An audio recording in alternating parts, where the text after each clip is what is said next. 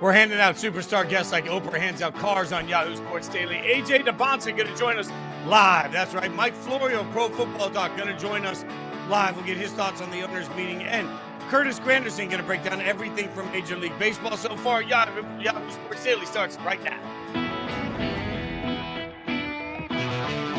She's Caroline Fenton. I'm Jason Fitz. It's Yahoo Sports Daily. For the next 2 hours, we are ready to give you everything you need to know across the landscape of sports. Got a ton of big-name guests and a ton to get to. Caroline, we will start with drama because we love it when we get a little bit of dramatics, and we're getting some from the NFL. This comes from the Philadelphia Eagles. We have spent a lot of time on this show over the course of the last few months trying to figure out what's wrong with the Eagles. And now we get even more reporting as Jeremy Fowler with Tim McManus writes a piece on the chaos happening here. Jalen Hurts stands at a crossroads despite his immense success. Sources say he has a hand in the Eagles' offense becoming calcified and frustrations have grown. What do we make of this new level of drama? Who are we placing blame on so far? Yeah, and I also think it's important to point out that we've heard 12 different sources within the Philadelphia Eagles building reporting this. So clearly, tight lips are not sinking ships here in Philadelphia. Clearly, there is something fractured within the building. But where are we placing blame? Because sports it's who gets credit and who gets the blame kind of business. Who gets the blame? It's Nick Sirianni. It's the head coach of this team. Look, and Jalen Hurts deserves some blame as well. He's their franchise quarterback. He is compensated very, very well. You're the quarterback. You're the leader of the team. You can't just go out and call your own audibles. You can't just go out and ignore the offensive coordinator's play call, which are some of the reports are saying that Jalen Hurts was just saying, okay, yeah, no, I'm going to do my own thing. Because we do know that Jalen Hurts, it doesn't play well against zone defense. He gets confused by zone defense. So he would just change the play call. You can't do that. So part of the blame does fall on Jalen Hurts. We've heard he has a bad attitude. We've heard there's been some friction between he and Nick Sirianni or he and Kevin Patullo, the former offensive coordinator. We've heard just bad things about Jalen Hurts. So the blame falls on him as well. He's an adult. He's a professional. He knows what his job is, and he needs to do his job. But ultimately, all of this falls on Nick Sirianni.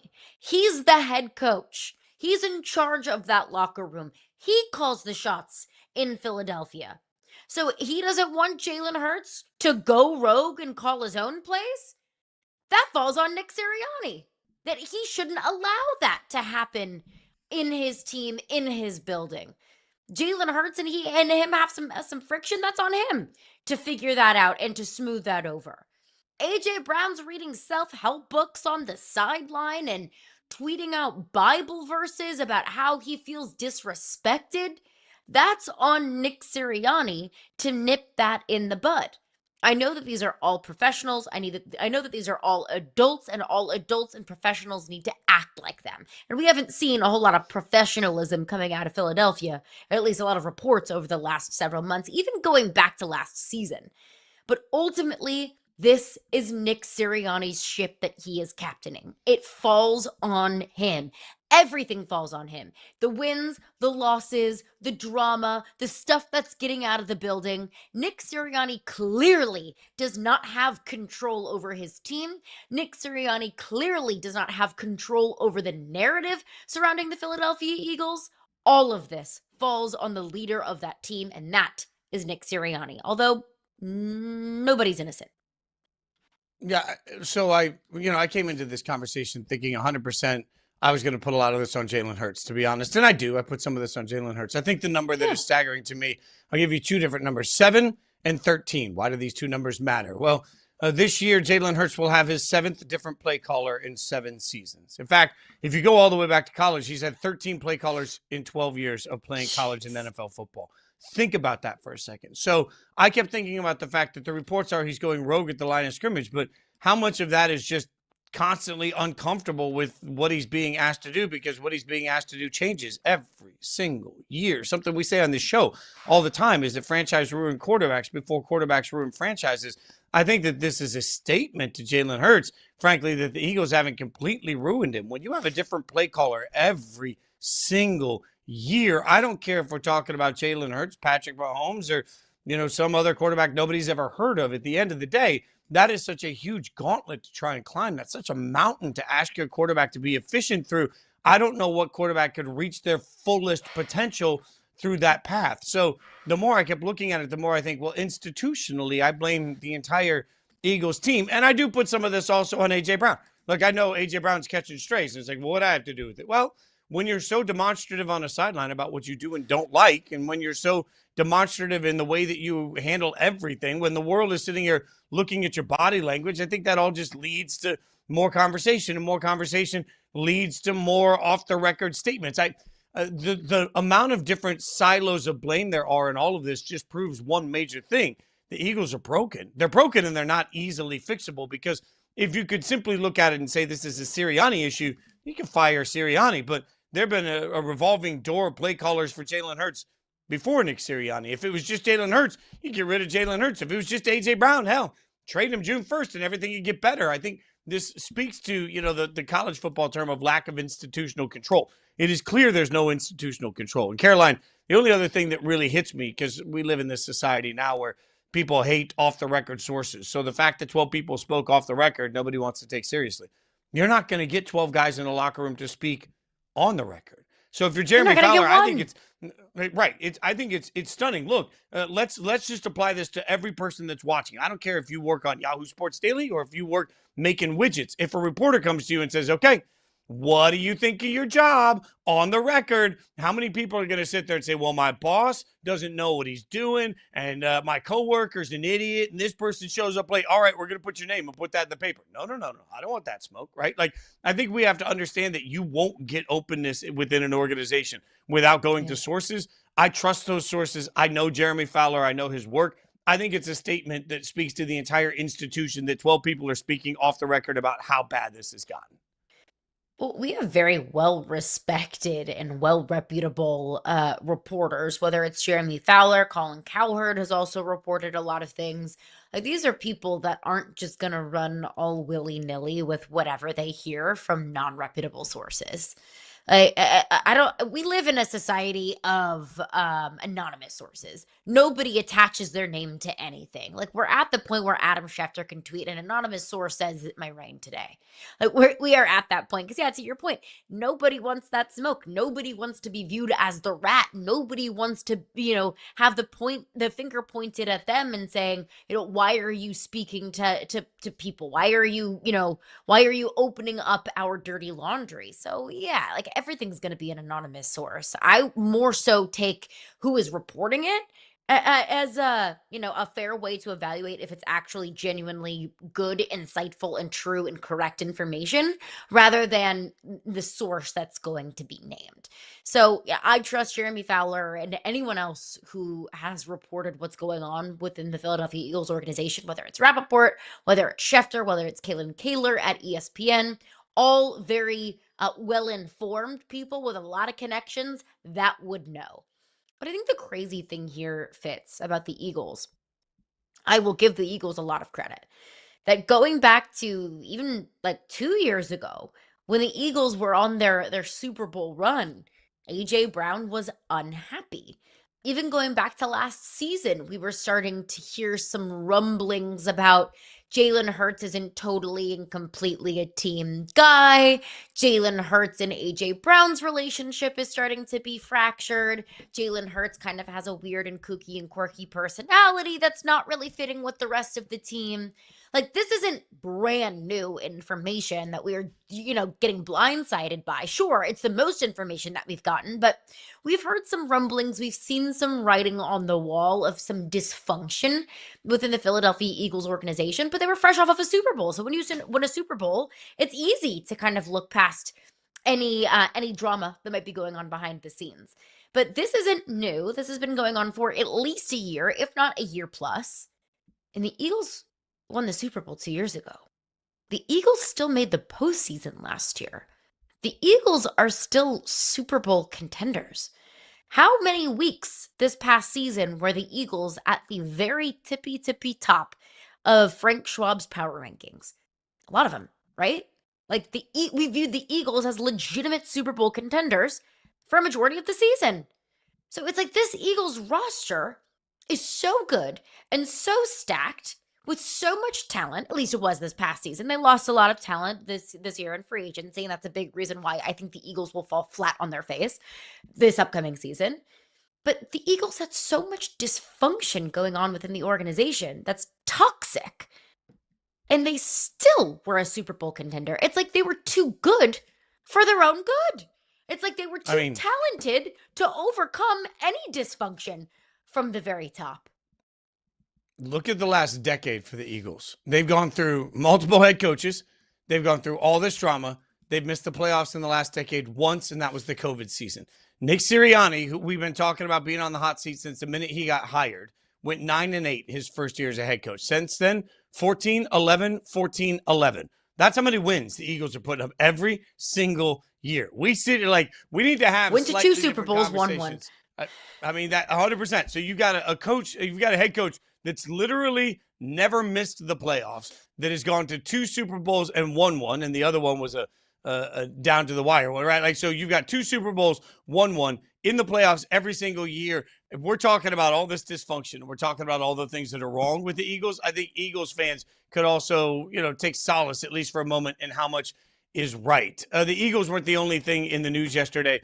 We did get some news yesterday. Puka Nacua has checked into a rehab facility in Malibu after an alleged drunken New Year's Eve incident and an ensuing civil lawsuit. So he's been there, according to his attorney, already a, quote, substantial amount of time, and is scheduled to be there for a while longer. So obviously with a civil lawsuit coming and with the drunken alleged incident New Year's Eve, it feels like that may have been a tipping point. Puka now looking for help, Caroline. Yeah, there's been a lot of negative stories that have popped up with Puka Nacua over the last several months. Whether it's him, it's yelling profanities on live streams, whether it was this incident, a lot of big time question marks. And Puka Nacua has been in the news a lot for not very good reasons. So for that, I'm glad that Puka Nacua is getting the help that he needs. I will always tip my cap and pay a lot of respect to and support anybody, a celebrity, an athlete, whether it's someone in my life that I actually know. I will always support people getting the help that they need, people trying to improve upon themselves, people trying to turn over a new leaf. Good for Puka for acknowledging that there is not something right within his life and doing what he can to fix that. That's the human side of it and the most important side of it. But of course, if we're talking about athletes, and if this is a sports show, there's a sports side of this as well. Of, what does this mean for the Los Angeles Rams?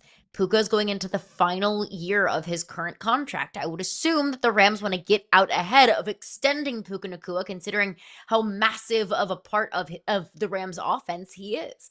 So what does the future with Puka and the Rams look like? What does his future contract look like? Can Puka Nacua get the help that he needs to get back out on the football field, be a productive member of the Los Angeles Rams, stay out of the headlines for negative reasons, and move forward with his career and move forward with the Rams being legitimate Super Bowl contenders going into 2026?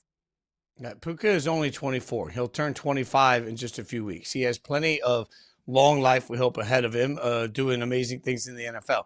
This is a step in his journey. It is not the final step or the biggest step. It is simply a step. And to your point, Caroline, the Rams certainly got to be looking around and making sure everything is right before they invest what will probably be a historic amount of money in a wide receiver that has done everything on the field you can to imagine. I'm not here to judge Puka for the issues that he's had. As I've said a million times, if I had the level of platform and wealth at the age of 24 that Puka Nacua has, I probably wouldn't have handled it the best either. So I'm glad he's getting the help he needs. Most importantly, let's see what that means for his life. And then the trickle-down effect of that is to see how that impacts his career on the field. We'll keep you updated with any additional information we get. In the meantime, we've had tons of little storylines that are all adding up to something big. So we're going to go to saying there's a chance Rodgers back Pittsburgh, maybe?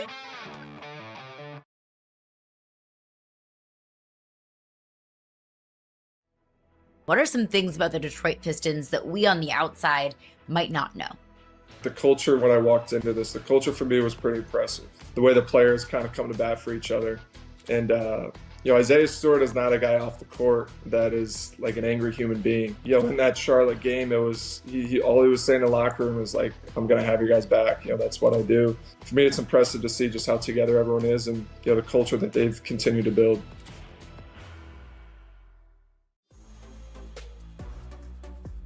I have Sadiq at the top like you. That's not the surprise. Sam Roush from Stanford, who had the big combine, unlike a lot of college tight ends that are productive, he actually, in my opinion, is playing the position like a pro right now. I love how he rumbles after the catch. I like Sam Roush quite a bit, Nate, because I just love that I could put him on the line of scrimmage, and I think he's tough as hell. If you're a team that needs a left tackle, would you be concerned that this seemingly is a right tackle draft? Concern, no, because you got to have a plan for it. And this is where your area scouts and the forecasting of what's coming out in the draft is important, and understanding that. I want to go back to CeCe Mauanoa that you talked about. I think his overall stock is up for me because I'm feeling like now, if you have CeCe Mauanoa on your team, now he gives you the ability to put your best five on the field, whether he's your right tackle or he's your guard. See the snap. Jerome to throw, and that's caught. Demond Street goes up and gets it, and it'll be first and goal for New Mexico. Demond Street's having a day. First and goal. Johnson on the keeper, and he'll throw it up, and Jefferson's got it. Touchdown, New Mexico. How do you like that?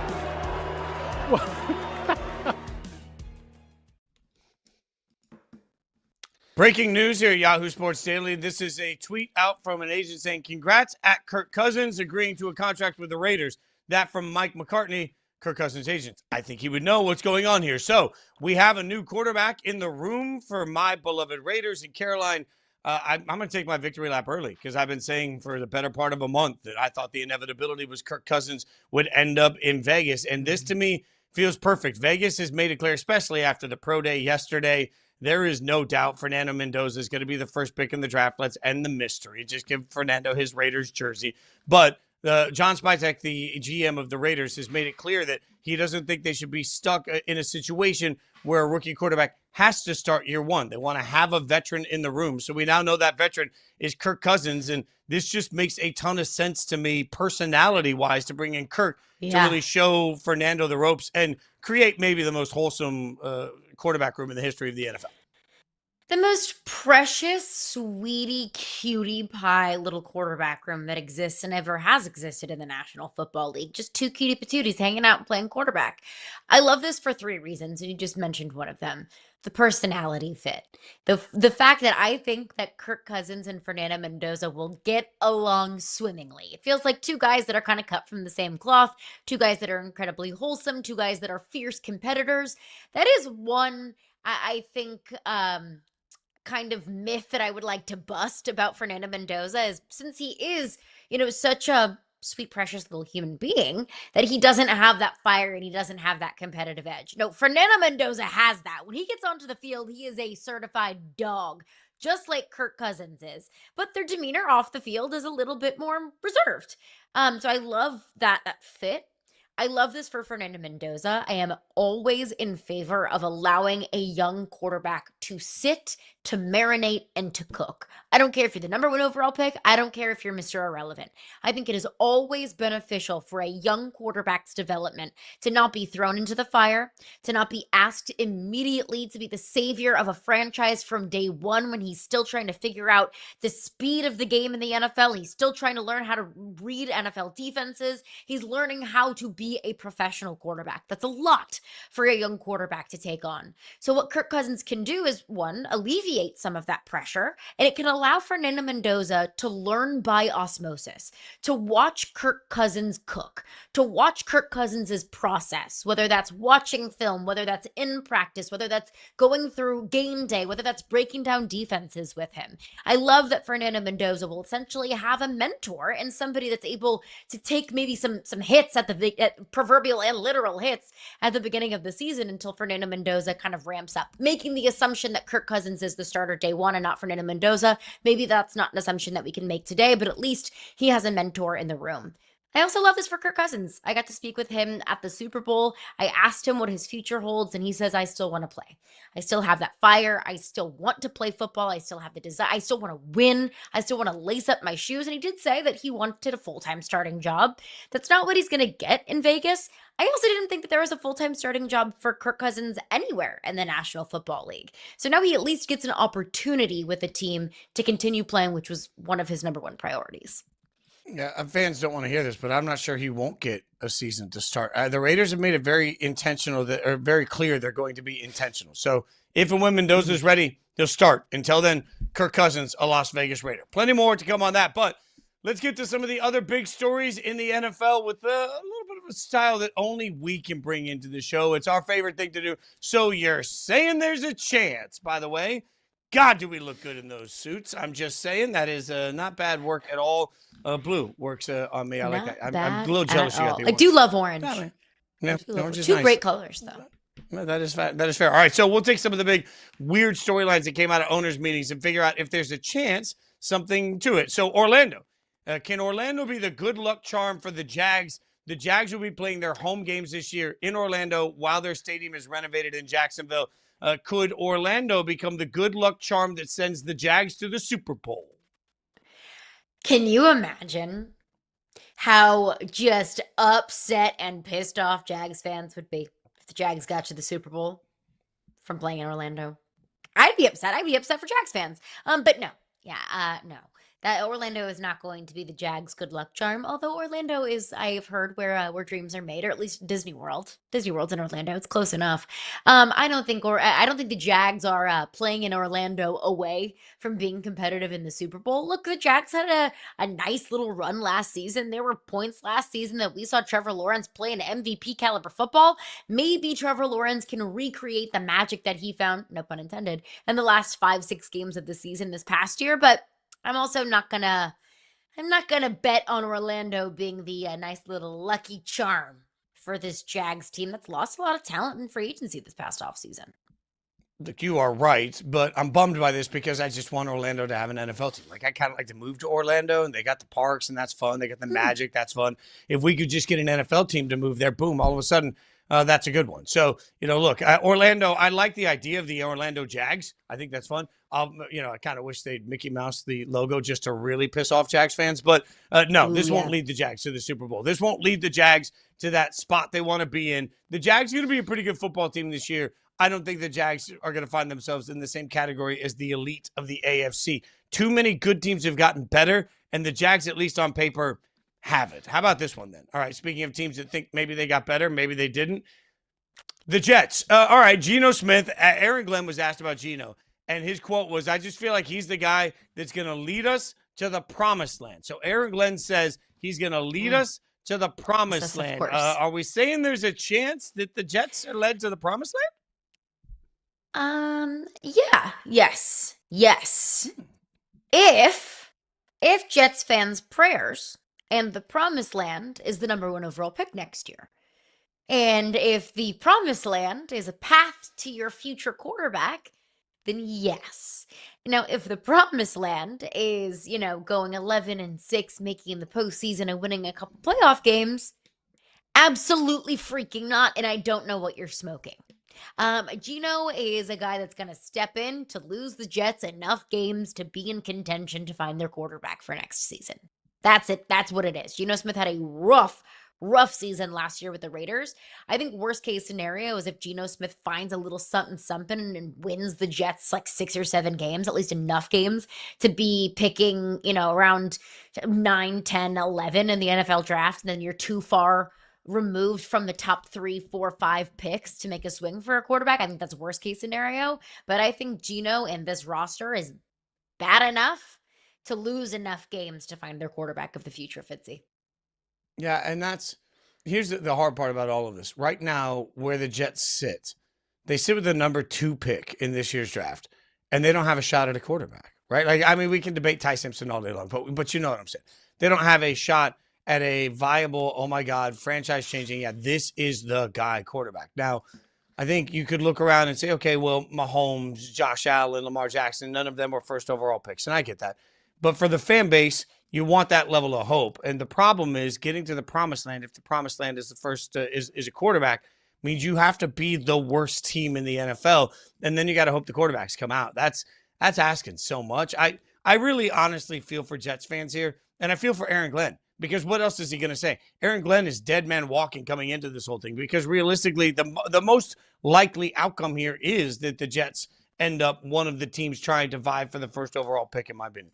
If the Jets are one of the worst teams in the entire NFL, then Aaron Glenn is going to have 2 years of terrible football in front of him, probably not going to see a third year as the head coach. So he becomes almost a sacrificial lamb in this entire process. So he has to come out and tell us that Geno's going to lead us to the promised land, because that's what he's telling his family. Like, I don't think Aaron Glenn is going home to his family and say, well, we don't have any shot this year at being anything. He's got to convince himself of this narrative.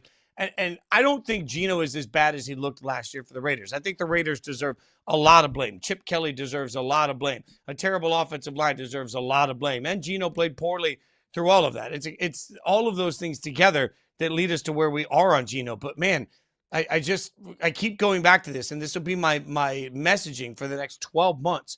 If your goal is the first overall pick, you can't win a single game and know that you're still going to get it. So I'm worried for Jets fans that they're going to win 3 games, but much like the Titans won 3 games this year and are picking 4th, the Jets could be in that exact position next year. That's unenviable. I don't think Geno is bad enough to be a 2-win quarterback, and I don't think the Jets are bad enough to lose around him to that level. So I'm not sure what promised land they're actually going to hit. I don't know. I trust the Jets in being bad enough, period. That's like right. Bad enough to do what doesn't matter. I trust the Jets to be bad enough. I also think Aaron Glenn maybe needs to be a little bit more sensitive about messaging. It's easy for all of us to laugh at Aaron Glenn saying that, because we know how bad the Jets have been and probably will be this season. But you can't just feed false hope to fans. Yes, you're trying to sell tickets. Yes, you're trying to get butts in seats. And yes, you want to keep people engaged during the season, especially when it's April 1st or April 2nd, whatever the date is today. But also, you can't sell something to your fan base and then fall flat on your face and go 2-15. Yes, you want to be realistic to a certain extent. You know, Aaron Glenn can't go out there and say it's Super Bowl or bust this season, because that's ridiculous. No, Aaron Glenn's not going to say, yeah, everybody, just a heads up, we're going to suck this year. He's not going to say that. But you also, I think, need to approach your team and your season with at least a little bit of a dose of realism. Yeah, no doubt. One more real quick, we'll get in here. Aaron Rodgers going to make his decision before the draft. That's what Steelers president Art Rooney thinks. You think there's a chance A-Rod doesn't drag this out all summer? Of course. Of course there's a chance. It's Aaron Rodgers. I mean, I think there's a chance where Aaron Rodgers might wake up the day before game 1, week 1 of the NFL season and say, I think I'm going to be a Steeler today. It's Aaron Rodgers. We know this. We've been here before. This has been like every single summer for the last 4 years. There's been an Aaron Rodgers, where will he play kind of conversation and debate. But I think that Aaron Rodgers needs to make his decision before the draft, unless it's a situation like last year where we all knew Aaron Rodgers was going to be a Steeler, but it wasn't official and it wasn't public until later on. But I mean, just for roster construction purposes, he has to make his decision before the draft, right? I love this mindset where he makes his decision before the draft that he's coming back, which then makes everybody think that the Steelers aren't in on Ty Simpson. They try to get some sort of big smoke screen going. Then they take Simpson at the 21st overall pick, and then Aaron Rodgers retires. And the whole time, he was just doing the Steelers a solid in narrative building. I want that level of conspiracy here. I want an HBO show of drama out of it. But to your point, I think he will make the decision before the draft. I think Aaron Rodgers is going to be the starting quarterback of the Steelers. I think that decision will be made before the draft. And I still think the Steelers picking 21st will be puckered up trying to figure out, should they take Ty Simpson there, or should they take a chance and see if they can get him later. Plenty of time to break down the rest of the offseason in the NFL. But Major League Baseball is underway. Coming up, Curtis Granderson going to join us. We'll get his thoughts on what we've seen so far early in this season.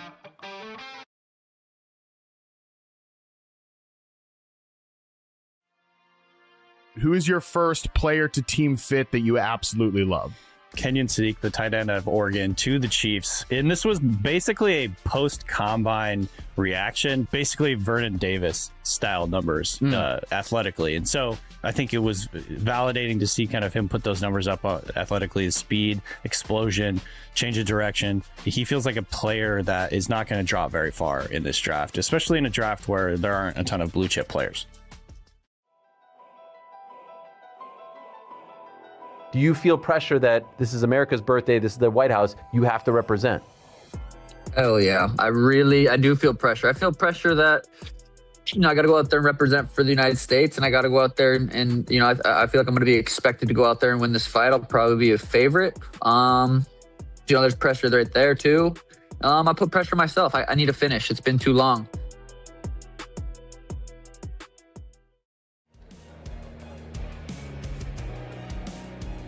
Johnson to the end zone, caught. Guess who? C.J. Jefferson. And in talking to the coaches this week, they said that's your playmaker. That's the guy that Jerome Johnson has the most confidence in. And there you are on 4th and goal, and you throw it right at the goal line, right at the yellow line at the wall. Terrific throw. Nice catch. Great execution there for New Mexico. They had to have a play.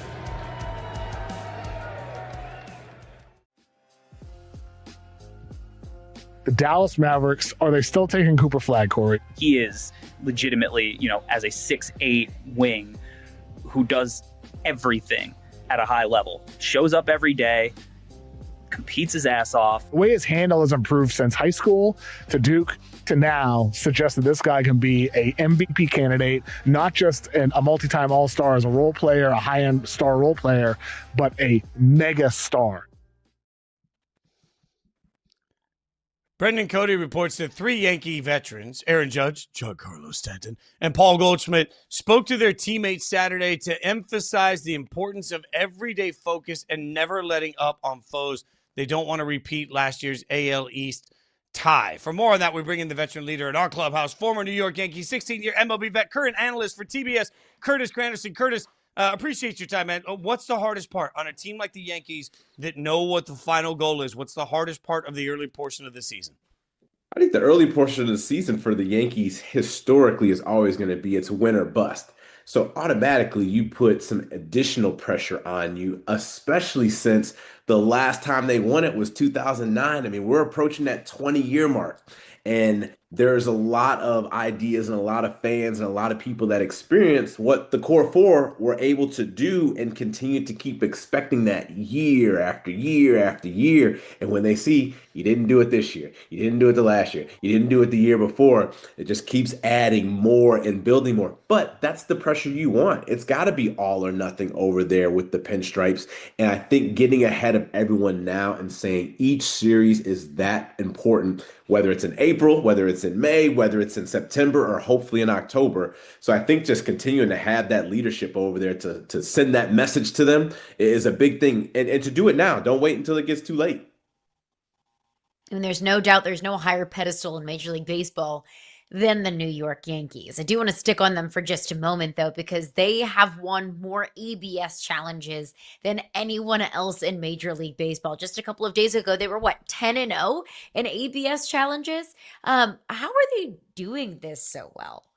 I think they just know the strike zone very well. That's one thing, again, historically, you've always heard of the Yankees are going to work long at bats. They're going to make the pitchers out there come to the strike zone, and they're going to understand what that strike zone is. So I think that's a credit to them, their offense, their hitting coach, their analytics department, for each of them to understand where's the zone, where's the top, where's the bottom.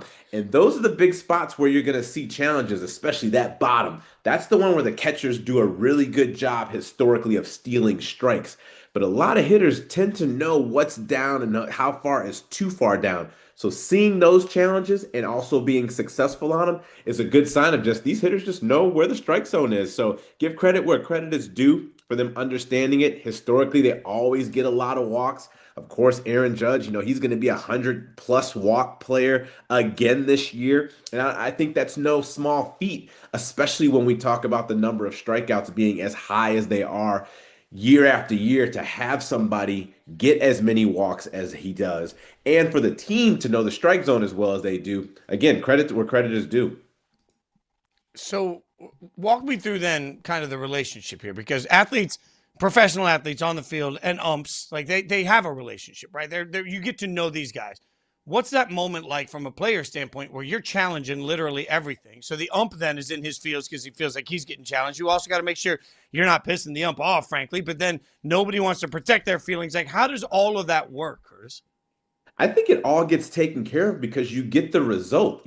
Historically, you would ask the ump or tell the ump, hey, I got that ball down. And the ump would say, no, I got it there. And nobody would know who's right. It's my word versus your word, and we'd have no way to confirm that. Now with the ABS system, I don't have to say it directly to the umpire. I just do my challenge, and then we'll find out right now. Maybe I was wrong. Maybe you're wrong. Nothing else needs to be said at that point. So I'm hoping there's no emotion that spills over from it from either side, because the umpires can't challenge, which is, I know that doesn't sound crazy, but right, it's not like they can come back at the hitter. So it's not a situation where the hitter's always just attacking and attacking and attacking.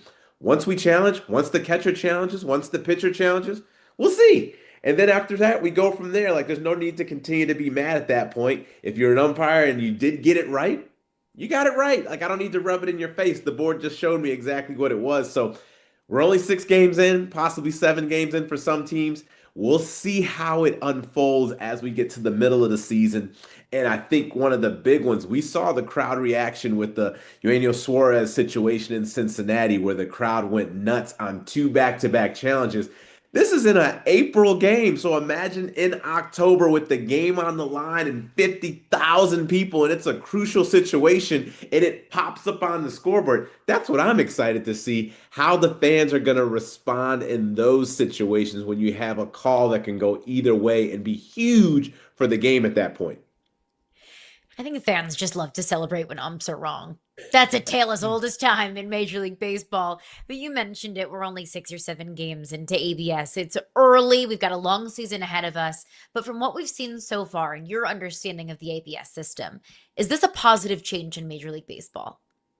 I think so. I know there was some worry that there was going to be too many challenges throughout the course of the game. It was going to slow things down, but it's averaging, about 15 seconds. The players have 2 seconds to make their decision. It happens quick. Everybody sees it in real time, and everyone continues to keep moving. Plus, you're not challenging every pitch, because I think certain hitters and certain catchers don't want to be wrong. You only get so many challenges in the regular 9 innings of the game. So I like where it's at. I've always been a component. Change is a good thing. Let's definitely try it out. And I got to give credit where credit is due. Major League Baseball rolled this out in the minor leagues. They got a chance to see it. They got some feedback. They tried it in spring training. You did it during the All-Star game last year, and you saw the response. If you do it after all those different things and everyone just keeps telling you it's bad and you still try to insert it, now I got a problem with it. But after all those different layers of trying it out and different opinions and different viewpoints and different tweaks, I'm all for it. Put it out there. And of course, there's going to be some things that come up over the course of the season. For example, I think if you challenge a pitch, then you can't challenge a play on the field. Like, you have to figure out some of those nuances that are still going to pop up that we didn't think about as we were implementing these rules. But that stuff is going to work itself out. Is there a future in your mind where we don't even need an ump on the field? I mean, if all of this can be electronically called in split seconds, why even have a human back there? I don't know if they'll ever get it as fast as we're accustomed to. So as soon as the pitch crosses, you're having some sort of reaction, and especially for a catcher, that's deciding what to do in that moment. Do I throw it down? Do I run? Do I tag? Do all these different things. So if you can get, as quick as you can, where everybody knows, and I don't know if that's a light, I don't know if that's a bug in every player on the field's ear, including the fans, because you don't want to delay. You don't want someone to know and someone not to know, or, like where lips are off and things like that when you're watching a show. That can mess things up. So I do like the human side. You see a reaction, you see a call, so everyone knows. Then we can go ahead and challenge it, or go ahead and question it, or replay it, or just continue to move on because somebody made a decision. Everyone saw it, everyone understood the call, and now we move on from that. So I don't think we get to a point where no humans are officiating the game out there at all, because someone has to give the immediate signal right away so everybody can see it. Now, technology is an amazing thing. things continue to improve day in and day out and get better and faster and quicker. So never say never, but it's going to be a while before I think that happens. All right, I do want to turn our attention to some on the field action. You were a Met, so you know that organization very well.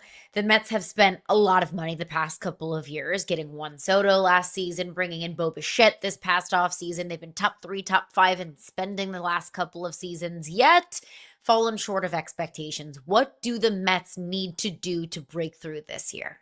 I think you said that last piece is the most important piece, falling short of expectations last year, not getting to the postseason with the lineup that they put together, the big spend with Juan Soto, and just what their owner, Steve Cohen, has been doing. He's verbally come out and said, hey, he was hoping to be in contention of winning it within 5 years of owning the team. So that timeline is right there, and it still hasn't, achieved it. Now, of course, you put a goal there. You may not always get there, but at least it gives you something to work towards. And he's continually kept spending, so you can't fault him for that.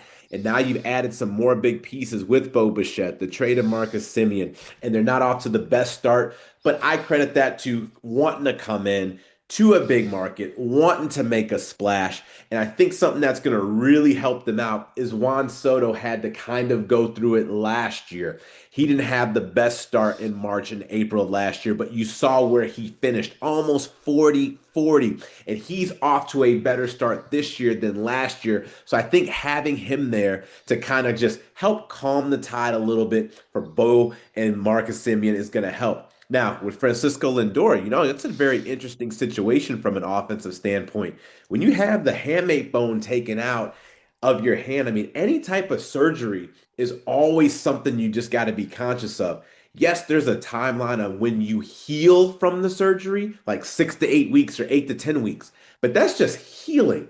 Now we still got to get into baseball mode and getting the swing and getting the endurance back up. So same with him, give him a little bit of time to get things going. So if you can get those 3 bats with Lindor and Semien and Bichette rolling with what you see now with Juan Soto and Luis Roberts' resurgence there, that's going to be a dangerous team, but you definitely got to make sure you don't fall too far behind. And they're hovering right there, being able to stay right in the mix of things. But I do think that NL East is going to be very challenging across the board. I don't think anyone's going to separate themselves from it. I know a lot of people have picked the Phillies to win it, and you see where they're at. Now you see what the Marlins are doing. You see what the Nationals are doing. Of course, you got the Mets and the Braves. You can't count them out. So that one's going to be a wild one over there. All right, you know the teams well. Who has the better season this year, the Mets or the Yankees? The Mets or the Yankees, if I have to look at it right now, one of the things that's been very impressive with the Yankees so far is we know them as the Bronx Bombers, but they have been pitching, and they have been pitching well. Plus, the start of their season, I don't know who put this schedule together, but they need to be fired. They basically had a 10-day road trip to start the season, going from Tampa to Arizona, Arizona to San Francisco, San Francisco to Seattle. And then they finally get a chance to get back home and before finally playing some games. And they're 5-1 with all that craziness that has happened. So to be able to do that right now, and keep in mind, you also got Aaron Judge still not playing to the expectation that everybody knows is going to be there. But it's going to come. It's going to turn around real quick for him over there. So I do think as of today, as we sit here and talk it, that impressive start on the road, that starting staff, they're still going to get Garrett Cole back. They're going to get Rendon back. They have a lot of things looking very well for them as long as they can stay healthy. So I got to give the nod as of today to the Yankees. Now, I do see both teams this year come All-Star or come the trade deadline making some moves that they need. Like, they're not going to sit quietly. Even if they're both in first place in their division at that time, look for both of them to make a big splash. But I do give the nod slightly to the Yankees as of today because that's impressive. That road trip to start the season goes unnoticed. But as a player, you're like, wow, we just traveled from Florida to Arizona to California to Seattle. Now we're going all the way back home to New York. And oh yeah, by the way, we're still in first place. So give credit again to them for being able to get off to an amazing pitching start for them. And the offense still has to come around. And once it does, that's a very dangerous combination over there. So put us in the mind of a major league player as of April 2nd, when you're less than 10 games into an 162 game season, the grind of a major league baseball year. How do these players not get too high or not get too low in games that are so early on in the season? I think the biggest thing is try not to watch the scoreboard. And I know that's challenging because they're everywhere and they look amazing and they're getting bigger. The Baltimore Orioles unveiled a massive one to show how much smaller their previous scoreboard was to this one. So every time you're up there, your stats pop. And now they add all the different stats up there. So as soon as you do something, you see it change in real time. And the biggest thing is not to try to watch it. It's real easy to go 0 for 10 in this 4 or 5 game slump and everybody come at you, but you drop a 0 for 10 in August and no one says anything to you. So just slowly but surely, one game at a time. But as you said, putting in the mind of a player at this point in time of year, there's little nuances that are just kind of tricky. I talked about the Yankees being all over the place. Those players haven't been in their own apartment or their condo or their home yet to start the year. So they're still trying to get unpacked and get situated and get family tickets to their home opener. Or you started at home and it may be a cold place. Like if you've had spring training in Arizona or if you had spring training in Florida and now you go to Chicago or you go to Detroit or Minnesota or Boston and it happens to be windy and rainy and breezy and freezing. And now we got all these night games when we've had all these day games. Like there's little adjustments for certain players that you start to see happen there. And I think that's why the pitchers get off to such an amazing start at the beginning of the year because they just kind of flow. They go, they're in the rhythm. They're kind of doing their thing. The weather doesn't affect them too much on those types of things. And then as it warms up, the bats start to get hot and we get to what, Jimmy Rollins and Dusty Baker and all those guys, they call it hitting season, when the bats start to warm up. But don't take too much into it in April 2nd. The calendar's just turning. We're 6 games in, and there's still 100 plus more to be played. You're going to get hot, you're going to be not, and everything in between. Just stay even keel, one game, one at bat at a time. Curtis, all we ask is that when we are allowed, because come on, we make content every day. When we're allowed to panic, just come back with us so that we can panic with you. That's all we ask, my friend. Like I keep you calm, I try to make sure you're nice and relaxed. We got a lot of baseball to play. God, we need that. You guys can check him out on TBS, obviously. Curtis, we appreciate your insights and expertise. Thanks for hanging out with us early in the season. No problem. Thank you all. Have a good one. Thanks, Curtis. Great stuff from Curtis Granderson. Just an absolute legend. All right, coming up, Seahawks trying to be legendary. They're going to be featured on Hard Knocks. Why is that surprising? We'll tell you.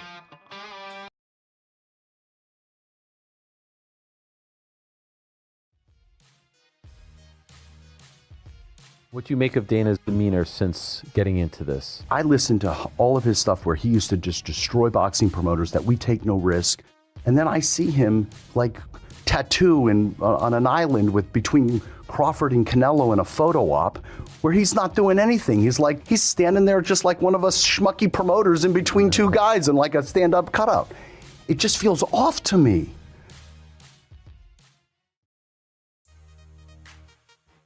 And the Lakers look like contenders right now. But Danny, I know you have some skepticism about this team's ability to actually get through the gauntlet that is the Western Conference. Why is that?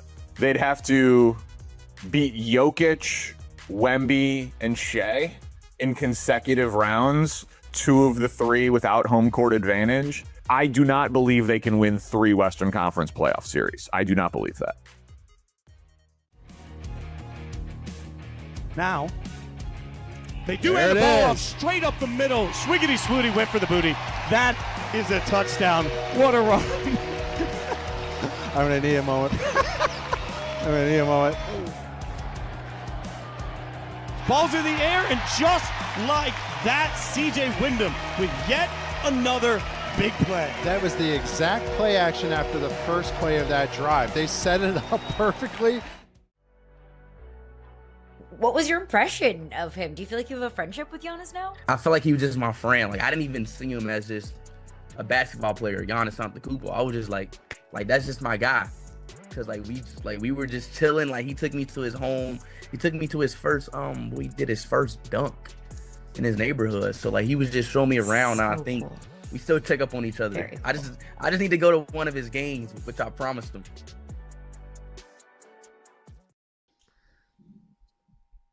The Seattle Seahawks will be the subject of Hard Knocks this year. Now, this is all part of a rule change that was made about a year ago when the NFL looked at the teams that were eligible for Hard Knocks, and there's some rules that keep you out of Hard Knocks. If you have a first-year head coach, if you've been featured on the show in the last 8 seasons, there used to be an exemption where if you'd made the playoffs over the last 2 years, you couldn't be required to do it. That is gone, and now the defending Super Bowl champions are headed to Hard Knocks. And Caroline, I just kept looking at this saying, man, I mean, this announcement came out, and in all honesty, I didn't even know it was happening until it was brought to my attention.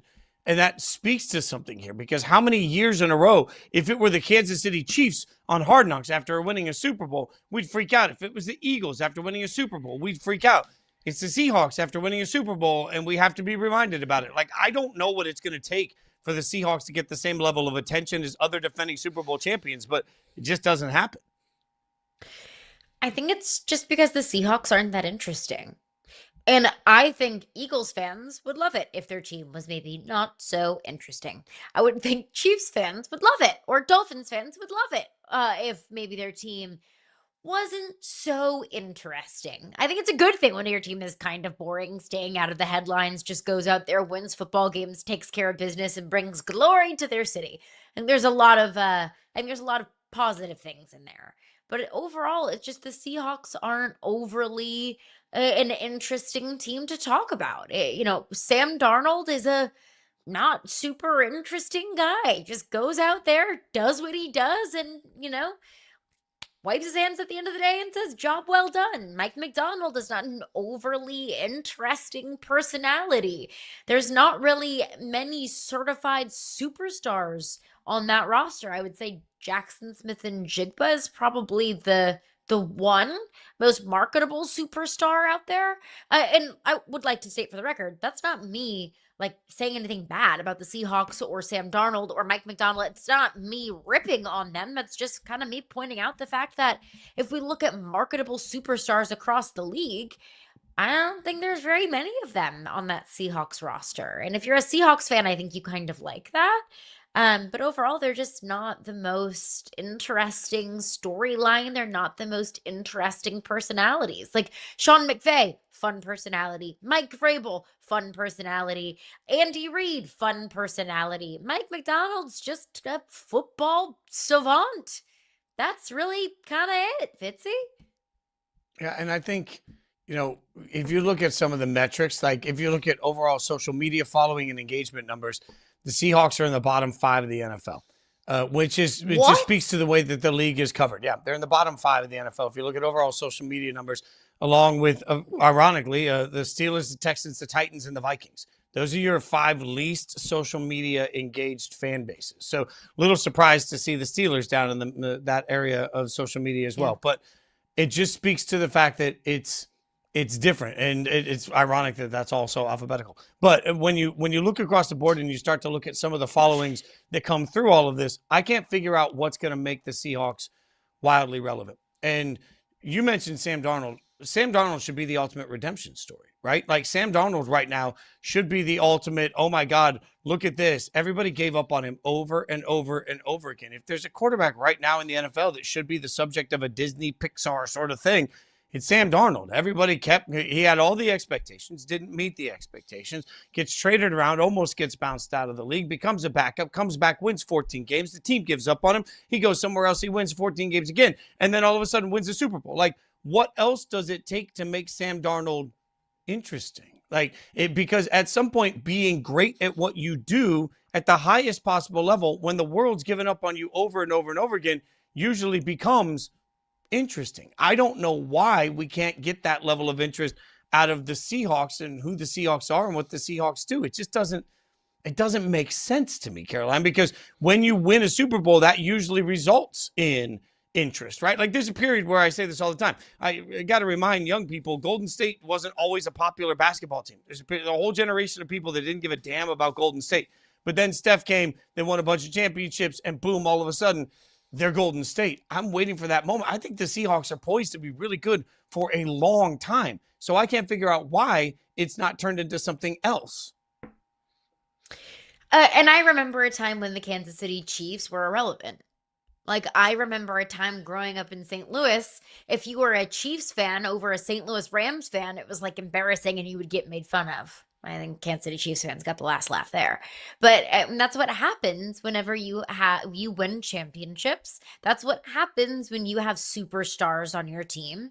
You know, when you have your franchise tight end dating the biggest superstar on the planet, your quarterback is viewed to be one of the greatest ones to ever play the position in the history of the sport.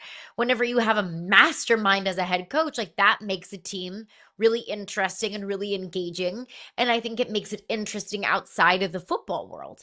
I think the Seahawks are a wildly interesting story in the football world because of how great their defense is. Like you mentioned, the redemption story of Sam Darnold, the fact that we've seen Jackson Smith and Jigba in what, year 4, year 5 in the league, solidifying himself as a top 3, top 5 receiver in the league. Like those are all really fascinating stories, I think, within the sphere of the National Football League and for diehard football fans.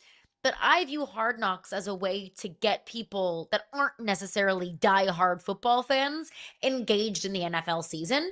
And I don't think the Seahawks really resonate with people that are casual sports fans or casual football fans. And to answer your question, I don't know exactly why that is. I think it's because that team's just lacking in large personalities and larger than life personalities. And again, I don't think that's a bad thing.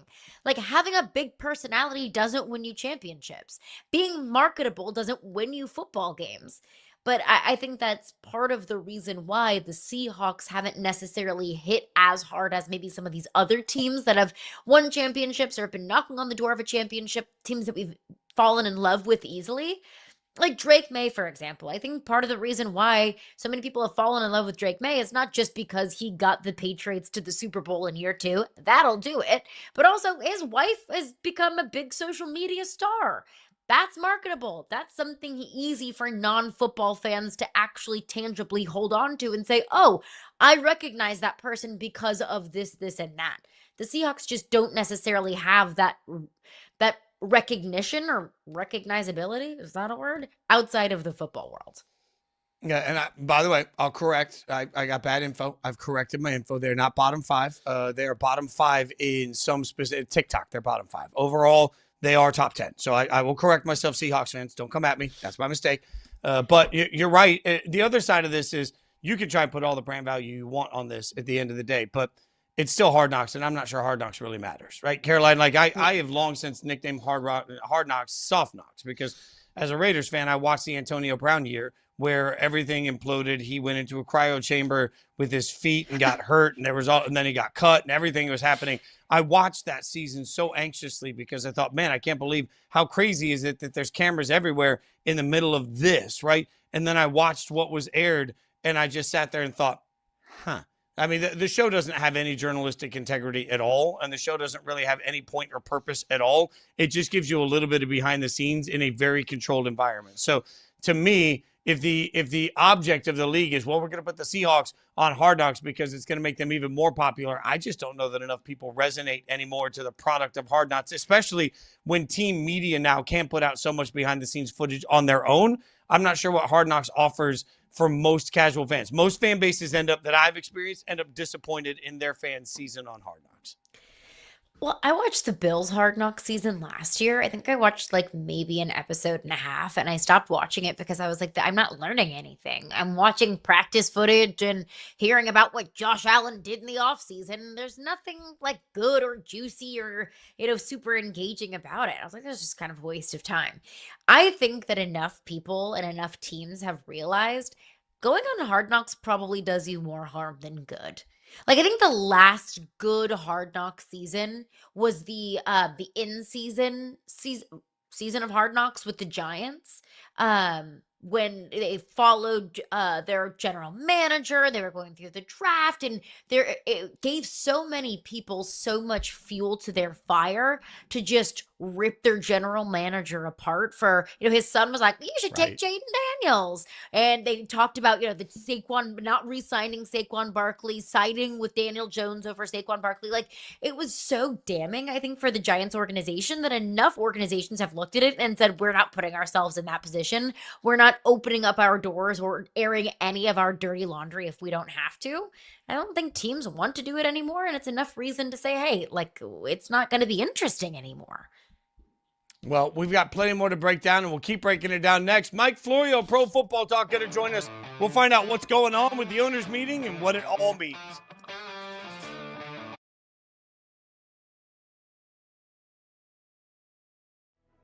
What are some things about the Detroit Pistons that we on the outside might not know? The culture, when I walked into this, the culture for me was pretty impressive. The way the players kind of come to bat for each other. And, Isaiah Stewart is not a guy off the court that is like an angry human being. In that Charlotte game, it was all he was saying in the locker room was like, I'm going to have you guys back. That's what I do. For me, it's impressive to see just how together everyone is and, the culture that they've continued to build.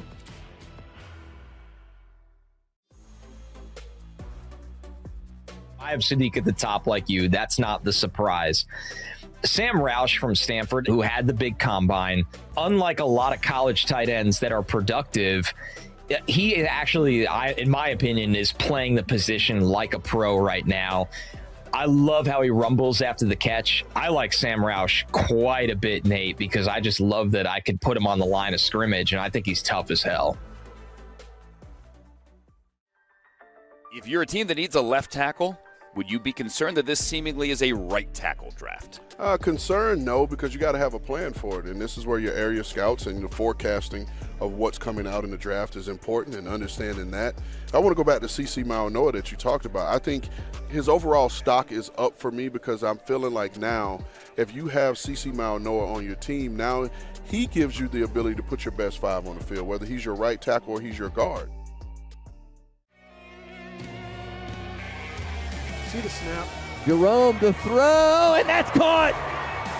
Demond Street goes up and gets it, and it'll be 1st and goal for New Mexico. Demond Street's having a day. 1st and goal. Johnson on the keeper, and he'll throw it up, and Jefferson's got it.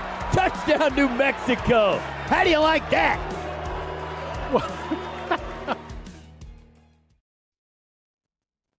Sean McVay, Rams talked trading Davante Adams, but discussions, quote, never really got too far. That comes from Pro Football Talk. Mike Florio, Pro Football Talk, joins us right now. Mike, appreciate your time hanging out with us. One of the rumored deals involving Adams also involved the Eagles, A.J. Brown. How far did any of these trade talks get between the Eagles and the Rams? Well, the Rams had interest in A.J. Brown. As I understand it, when the Rams were doing their homework, when they were looking at some of the available medical information, they decided to pivot in a different direction. It didn't get as far as the Ravens, Raiders, and Maxx Crosby, but the Rams tapped out.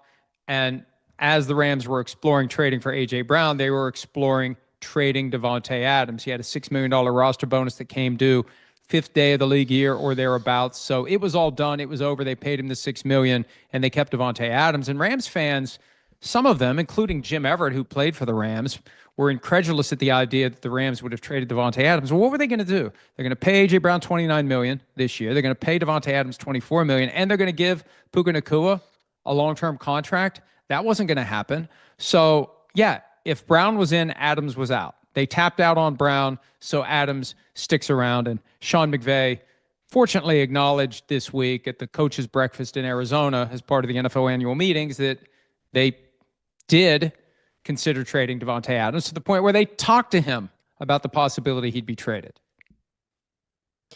Do you think the Davante Adams trade talks are over with? I think it's done.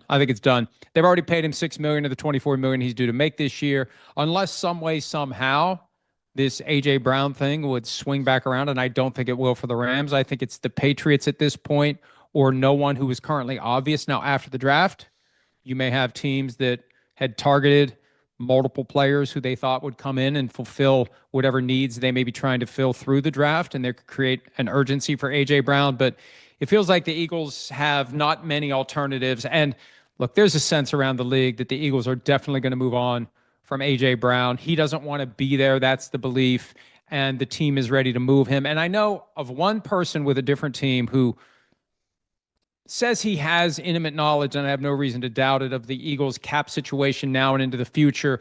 And there's a belief that if they don't move him now, they are going to have a potential cap catastrophe next year if they move him then. So I think after June 1, that's when the cap charge will be much lower this year, and the bulk of the dead cap money would hit the cap in 2027. That's when I think we're going to see A.J. Brown get traded to the Patriots. What kind of return will they get for A.J. Brown? Yeah, not what they've been hoping for, and who knows? You look at some of the other receiver deals that have been done. 3rd-round pick for George Pickens. I think it was a 2nd-round pick last year for DK Metcalf. This idea of getting a 1st-round pick plus, I don't think it's going to happen because this is a move that the belief is the Eagles need to make. And if you don't have leverage, you're ultimately stuck with the best offer the Patriots are willing to make. Now, are the Patriots going to be unfair? No. But the Eagles aren't going to come out of this with a massive haul because they're at a point where the thinking is they have to make this move. So we've heard a lot of reports coming out of Philadelphia. Friction between Nick Sirianni and Jalen Hurts. And of course, the A.J. Brown reading self-help books on the sideline and being very publicly frustrated with the Eagles organization as part of all of this. So let's say if and when the Eagles do trade away A.J. Brown, that doesn't solve all of the Eagles' problems, does it? Well, they get an issue with quarterback Jalen Hurts, and I think the ESPN report that landed at 6 a.m. Eastern on Wednesday, after most of the people in Arizona had cleared out. I mean, just think if that report had landed 6 a.m. Eastern on Monday, it would have dominated the conversation. Nick Sirianni would have been bombarded with questions at the coach's breakfast on Monday. Howie Roseman, the GM, would have been asked about it. Jeffrey Lurie does a press conference every year, complete with the backdrop they pack up and bring from Philadelphia with the logos and the sponsorship on the back. I mean, they do it that way every year. It would have been one of the dominant storylines of those 2 days in Arizona. I think this was a warning shot calculated by the Eagles. They worked with ESPN to get this thing to land when it did.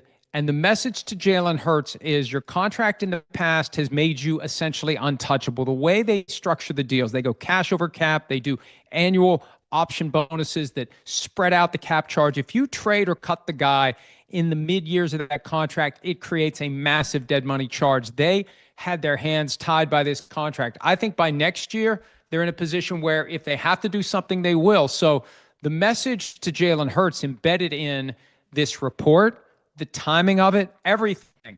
I think the Eagles are sending a message in the hopes that Jalen Hurts will embrace the new offense under Sean Mannion, who's bringing a Sean McVay type of attack to Philadelphia with a lot of things that Jalen Hurts, for whatever reason, doesn't like, shifts and motion and playing under center. They want Jalen Hurts to start embracing the offense, running the play that's called, not freelancing, not going out and playing his game when it's time to get the ball in his hands. Derek Gunn, who's covered the team for decades, had a great report during the 2025 season about the frustration that Hurts was causing by not doing what the offense was calling for him to do. I think all of that ends this year, and he's on notice. That report from Wednesday puts him on notice. If you don't start doing what the team wants you to do, it will be in a position as of next year to consider its options at the position. Mike, the way you stated the beginning of that, Philly worked with ESPN, just makes me think about the fact that the NFL network is now, the NFL, I should say, is now a minority owner of ESPN. We saw that deal close the other day, 10%. What does all of that mean for sort of the NFL media that we consume? Well, you know, for 23, 24 years, the NFL owned and operated NFL Network. And from time to time, I would point out, based upon some of the specific topics that NFL Network would address or not address, hey, this entity is owned and operated by the league. Mike Silver, who worked there for years, he has said on the record that when the Ray Rice stuff was happening in 2014, there were certain things you could not touch, certain things you could not mention, because this media outlet was owned and operated by the league that these reporters and analysts were covering. Well, now you've got a situation where the NFL owns 10% of ESPN. That's a significant chunk. And I think it's just something that we all need to factor into our consumption of ESPN reporting as it relates to the NFL, specifically as it relates to NFL matters like the ongoing labor strife with the NFL Referees Association. There have been multiple reports from ESPN over the course of just the past week that feel like they're loaded up with the league's position and the league's propaganda, and it doesn't feel like it's balanced. And there's never a disclaimer that the NFL now owns 10% of the platform that is putting this stuff out there. I just think it's troubling for anybody that's trying to focus on the true, balanced, unvarnished situation. So it's something I know I'm going to be watching, and it's something that the people like. I have a firm belief. Anytime you tell folks how the sausage is made, whoever has their hand on the meat grinder gets upset. But it's one of the basic realities.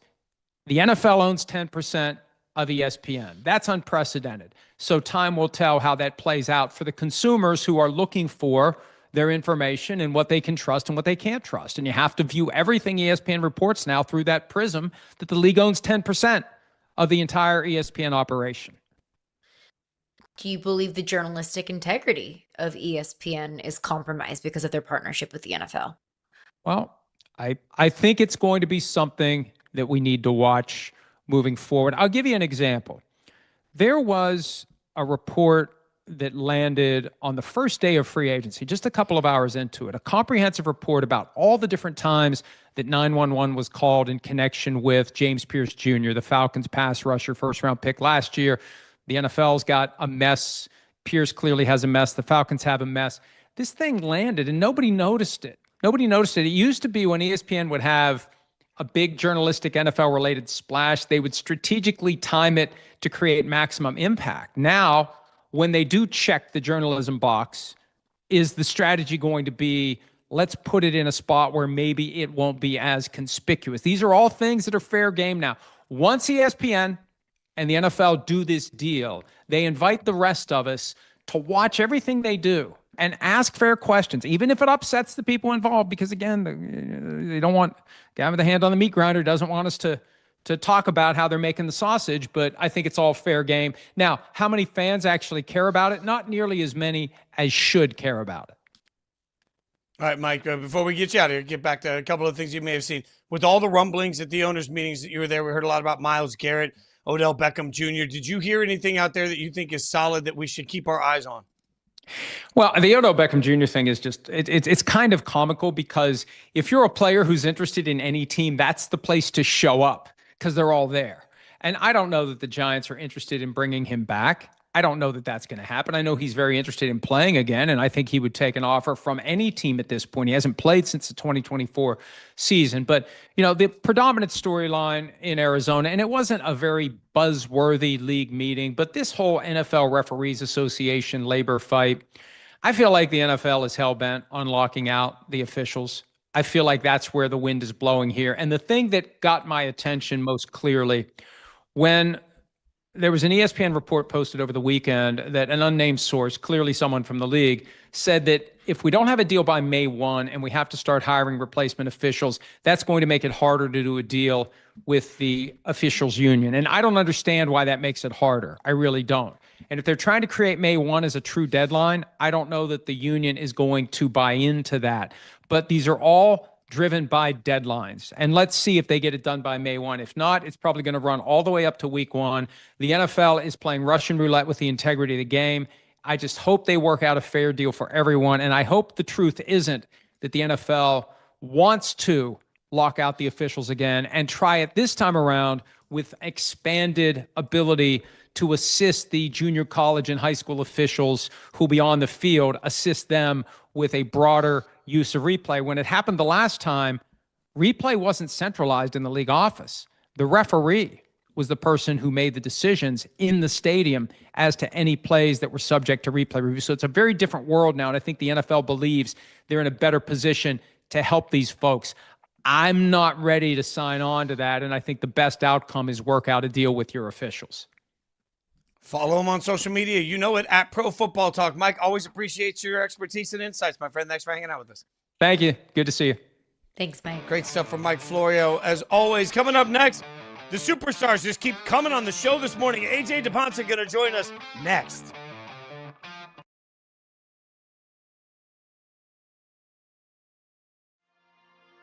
Who is your first player to team fit that you absolutely love? Kenyon Sadiq, the tight end of Oregon, to the Chiefs. And this was basically a post-combine reaction, basically Vernon Davis style numbers athletically. And so I think it was validating to see kind of him put those numbers up athletically, the speed, explosion, change of direction. He feels like a player that is not going to drop very far in this draft, especially in a draft where there aren't a ton of blue chip players. Do you feel pressure that this is America's birthday, this is the White House, you have to represent? Hell yeah. I do feel pressure. I feel pressure that, I got to go out there and represent for the United States, and I got to go out there and I feel like I'm going to be expected to go out there and win this fight. I'll probably be a favorite. There's pressure right there too. I put pressure myself. I need to finish. It's been too long.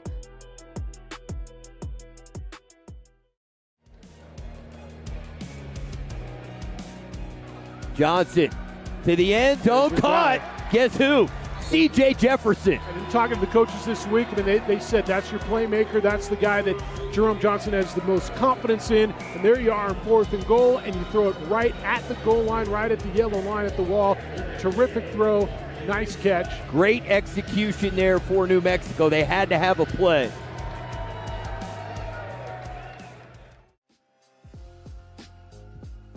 The Dallas Mavericks, are they still taking Cooper Flagg, Corey? He is legitimately, as a 6'8" wing who does everything at a high level. Shows up every day, competes his ass off. The way his handle has improved since high school to Duke to now suggests that this guy can be a MVP candidate, not just a multi-time All-Star as a role player, a high-end star role player, but a mega star.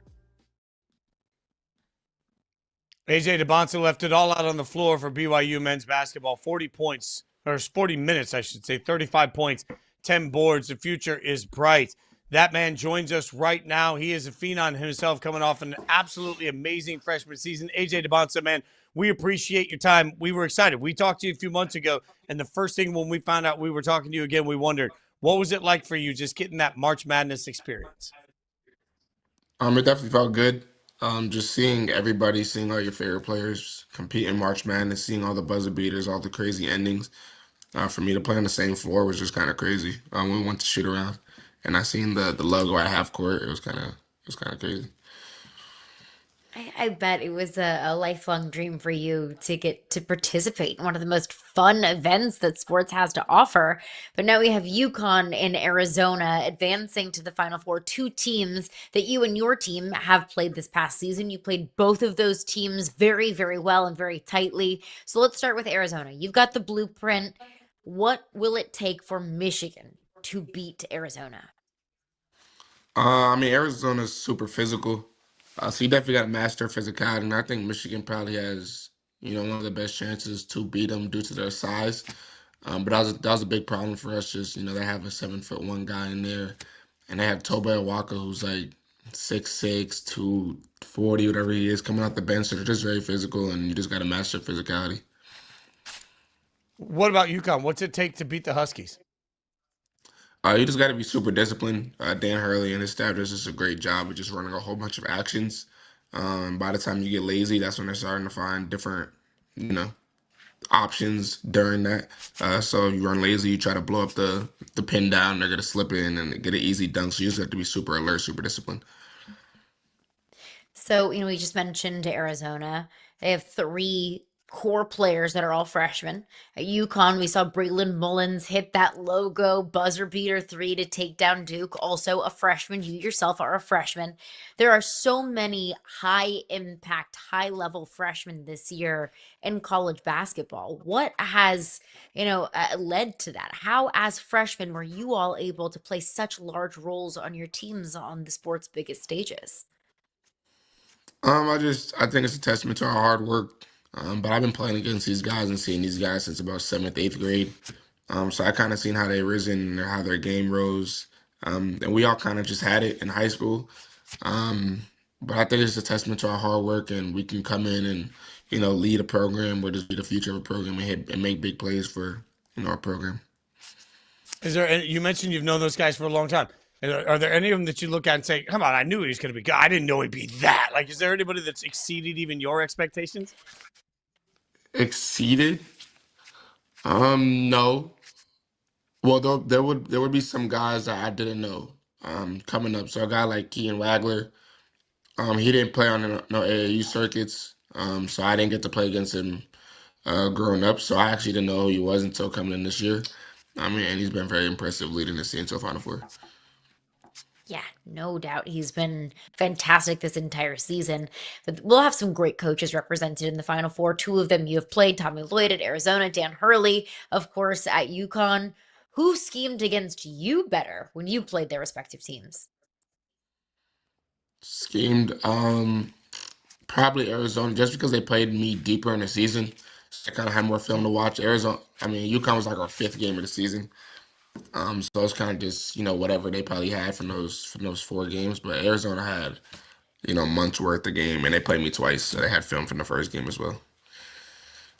When you're taking on Hurley, I've been lucky enough to sit courtside at Final Fours covering Hurley, right? Like, he's loud. What was that moment like when you're hearing a coach talk as much as Hurley talks? I was just trying to tune out, especially me being at home. I was just trying to tune out a lot of stuff, a lot of outside noise. But after the game, we showed a lot of love, saying how much I've grown, and it was good to hear from a guy like that of his stature. Yeah, a fun personality. That's for sure. And the game of basketball through and through. You know these teams very well. So call it. Who wins the national championship this year? If I had to choose, I'll choose Arizona. Big 12, played them twice. I know how they get. Any of those 4 teams are obviously capable, but I think I'll go Arizona to win it all. All right, so you picked BYU, and you wanted the opportunity to just be sort of on your own working on this, right? Like, what did you learn about yourself over the course of this year, and where did your game improve the most? What I learned about myself, I kind of knew everything. I knew I was resilient. I knew I could persevere. But I fought through a lot of adversity this year, dealing with injuries and team injuries that were unexpected. So I had to, push through and just, try to lead a team. KY tried to have me lead a team as the youngest guy, as a 19-year-old. And where did my game improve the most? I think leadership definitely grew, just being a vocal leader. And towards the end of the season, my decision-making just got way faster and way better. How would you describe your leadership style? When I first came in, I always talked on the basketball court. I always talk on, defense, try to navigate screens, try to tell people where to go. But it was like a leading standpoint. At first I was just like kind of going with the flow. Richie was really our guy to just, lead everybody being a vet. So I was just kind of just like, you got it. But when he went down, KY kind of challenged me to be more of a vocal leader. So I tried to show a lot of more personality and, talk to the guys more and try to bring them in closer so we can win some important games. AJ, you are so good at handling press and media, and I know you're going to tap dance, but it's my job to ask you, right? Like, season's over, you're looking forward a little bit. Have you made any decisions about what is next for AJ Dybantsa? You want to break on the show? No, I haven't. I haven't talked to my mom. She's actually not here, so I haven't talked to her. Yeah, what goes into that decision for you? What comes into it? Her, whatever she chooses. Has it always been the case? Yeah, she's pretty much been making all the decisions in life for me. She decided where I went to high school. I said I was going to BYU. She confirmed that BYU was good for me. So she's kind of been making. Why do you do it? Why do you choose to do it that way? She just has like a knack for things. She's never steered me the wrong way. Doesn't matter what in life. Just if I ever come to her for some advice or anything, she never steered me the wrong way. So, I have all my trust in her and in the utmost faith that she'll make the right decision for me. What are some of the pros and cons that you've been dealing with of either coming back to school or declaring for the draft? Pros and cons? There is no pros and cons. I didn't make a decision. No. So you're whatever mom says, you're boom. That's where you're going to go. Yeah, Do you know how she weighs yeah. the decision? What is she factoring in? I know that she wants me to graduate, so she might be basing it off of that. But you gotta ask her. I don't know. Do you ever just sit back and think about what, like, because there's so many variables, right? Like from a human element, AJ, right? Like you could be in Utah next year, you could be in some random NBA city. Like, do you ever just sit back and sort of think about the fact that so much life could change in the next 3 months? I mean, yeah, I'm on social media. I see people putting different jerseys on me, and I see all the edits. But I mean, I just try to tune it out because I don't even know what I'm doing, so I can't really get too excited or anything like that until it's a firm decision. None of us know what we're doing. Just, peek behind the curtain there. Nobody knows what's going on. Do you or your mom have a timeline of when you would like to make your decision? I think you have to declare by a certain day, if I'm not mistaken. So May 1st, I think it is. So I think the decision has to be before May 1st. But however long she needs. What has BYU said to you in this process? I mean, they obviously want me to go, make the best decision. Obviously, they want me to come back, play for another year, but also they want all their players to go accomplish their pro dreams. So I guess they wouldn't mind either decision that happens. What's the most important factor? I know you said that it's your mom's decision to make. What's the most important factor for her in this decision? Like I said, I think she wants me to graduate. I know she wants me to graduate college. So I don't know if she's just basing it off of, yeah, you're gonna stay in school to graduate, or she just wants me to go accomplish my dreams. Who knows? So if your mom wants you to stay for 4 years and get a degree at BYU and play basketball the whole time, you're in for that. Well, you're committed to whatever. Okay, dude, this is amazing. This is great insight for us to learn this about you. So have you paid any attention, knowing that if your mom's going to come in and really help factor this decision, have you paid any attention to this NBA season and the teams that are bad and where you could end up being? Yeah, I mean, I watched the NBA regardless. I've been watching the NBA for as long as I can remember. I know what teams are good. I know what teams are bad. So I mean, obviously, I'm seeing all. I see all the tankathons. I see everything. I mean, I'm on social media. I'm not gonna play dumb and say that I don't see anything. Okay, so I do want to kind of break it down a little bit, play a fun little game with you, right? Because I think there's so many different aspects of what makes a great elite player like yourself. So I want to start with IQ. If you could build your perfect ideal basketball player, looking at the entirety of the NBA and making almost like a Frankenstein or a Mr. Potato Head, picking different pieces from different players that you admire in the NBA. Whose brain, whose IQ, whose basketball mind are you picking? Am I going to be able to pick the same player twice, or do I have to? Sure. Choose your own adventure. This is your game. LeBron James. LeBron's basketball IQ. I like it. Yeah. Okay, so who's let's say this. Whose shot do you want? Whose shot you taking? Steph Curry's, obviously. That's easy. That's an easy one. That's an easy one. What about legs? Hops, jumps, speed. Whose legs are you taking? I don't even know who jumps the highest. John Morant. Yeah. Whose heart? Who's got the champion's heart you want to take? Michael Jordan. And then who's back? Like, who can carry a whole team on his back? You want that guy that could just lift a whole team, put him on their back, take him. Who's back you taking? Michael Jordan again. Yeah.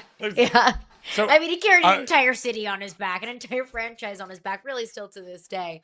And we broke down two different things, right? We broke down shot and actual, physical gifts, and also mind and heart. Which do you think is more important to a player's game? Is it, the physical abilities, or is it what you've gotten here? It's a mix of both for sure. But I think the mentality might be a little bit more important. Because you cannot be the strongest, you cannot be the fastest, you cannot be the most athletic, but if you do have enough heart in you, you still will be able to compete. So if you had to have me choose one, I think I'll choose the mentality. So what you got inside of you might be a little bit more important, but you definitely need the physical tools. All right, so you're joining us on behalf of Red Bull, and we go back and look at how you picked BYU because this is epic. The Red Bull Air Force skydiving team came down from the heavens with the hat delivery. That is absolutely epic work. So here's the real question, man. When your mom helps you decide what's coming next, what are we doing the top skydiving to announce it to the world? I don't know what tops is. This was crazy. When they brought me this idea, I didn't really know what to do, but they just told me I have to stand there and he'll pretty much do the rest. Would you have skydived with him? Nah, not right now. Do not that's blame amazing. you at all. Favorite Red Bull flavor? Right now, recently I've been on the winter. It's like the light blue can. That's amazing. And are you drinking it before a game? Or you just like you drinking it after a game? You drinking it first thing in the morning? What's your Red Bull routine? No, not first thing in the morning. But whenever I can sneak one in, definitely with the meal, post whatever. If I go to the gas station, I might go pick up a Red Bull. Well, So AJ, Red Bull does a bunch of like crazy wild sports, skydiving, crazy snowboarding, Red Bull cliff diving.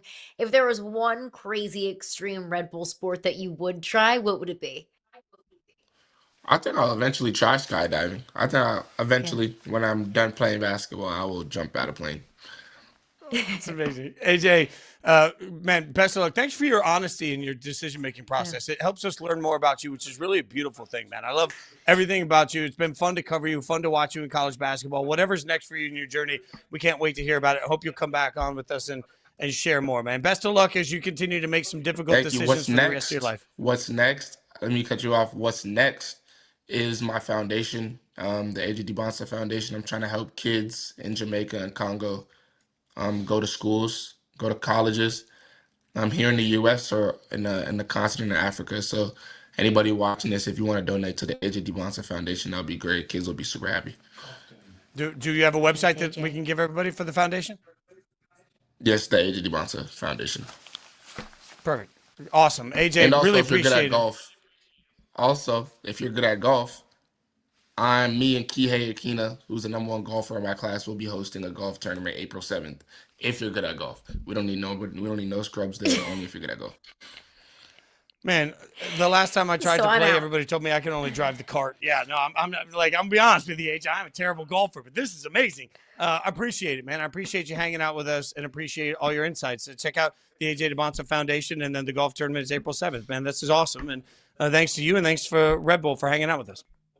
For sure. Thank you. Great stuff from AJ Dybantsa. All right, coming up, we'll continue the Final Four conversation as we break down the top Final Four storylines. Coming up next.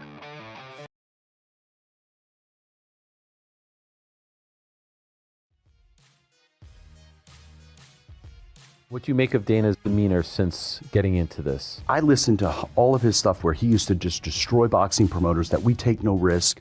And then I see him like tattoo on an island between Crawford and Canelo in a photo op where he's not doing anything. He's standing there just like one of us schmucky promoters in between two guys and like a stand-up cutout.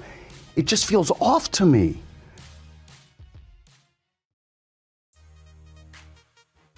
And the Lakers look like contenders right now. But Danny, I know you have some skepticism about this team's ability to actually get through the gauntlet that is the Western Conference. Why is that? They'd have to beat Jokic, Wemby, and Shea in consecutive rounds, 2 of the 3 without home court advantage. I do not believe they can win 3 Western Conference playoff series. I do not believe that. Now, they do hand the ball off straight up the middle. Swiggity Swooty went for the booty. That is a touchdown. What a run. I'm going to need a moment. Ball's in the air, and just like That's CJ Wyndham with yet another big play. That was the exact play action after the first play of that drive. They set it up perfectly. What was your impression of him? Do you feel like you have a friendship with Giannis now? I feel like he was just my friend. Like I didn't even see him as just a basketball player, Giannis Antetokounmpo. I was just like that's just my guy. Cause we were just chilling. Like he took me to his home. He took me to his first we did his first dunk in his neighborhood. So like he was just showing me around. So and I think cool. we still check up on each other. Very I just need to go to one of his games, which I promised him. There you see the national championship odds for both the men's and the women's. UConn, a very heavy favorite. Michigan, Arizona, close in that one. And with the national championship odds there, and taking a look at it, figured we'd take a look at some of the best storylines. So we're going to pick the final 4 storylines. We're combining both the men's and the women's tournaments into, we're going to pick 4 storylines that we absolutely love. Caroline, you can go first, my friend. What's the first storyline that stands out to you? Yeah, I'll start in the women's game because there are storylines galore. If you just look at the Final Four, we get Gino Auriemma versus Dawn Staley, 2 absolute legends of the game, 2 of the best coaches, I would say the 2 best coaches in women's college basketball, 2 coaches that went head-to-head in the national championship last year. Dawn's won 3, Gino's won 12. I mean, this is legend on legend in this matchup. And then if you look at the other side of the Final Four, you have 2 great coaches on the other side as well. 2 of the most well-respected coaches in this sport, in Vic Schaefer and Corey Close, but also 2 coaches that are vying for their first national championship. 2 coaches who have never won one as head coaches. And it feels like this is Corey Close's really last opportunity, or at least best opportunity. I don't want to say last, best opportunity too. You have Lauren Betts, who's a senior, going to the WNBA next year. You have Gabby Jaquez, senior. Kiki Rice, senior. That are her best players, her core players. Angela Dugalich, senior. Her best players are going to the next level next season. So if Corey Close can't do it now, then when is a very fair question to ask. So these 2 coaching matchups that we'll get in the Final Four are juicy, great coaching matchups, and also a battle between 2 different types of coaches. Dawn Staley and Gino Auriemma, they've been to several national championships. They've been around. They've won a ton versus 2 coaches that are still looking to win their first. I will forgive you because your take was so good for using juicy in the segment. We know that that's a violation. But you're welcome. I will stack on a little bit on the women's side and just say that to me, the opportunity for UConn to go undefeated is such a beautiful, incredible storyline to their greatness.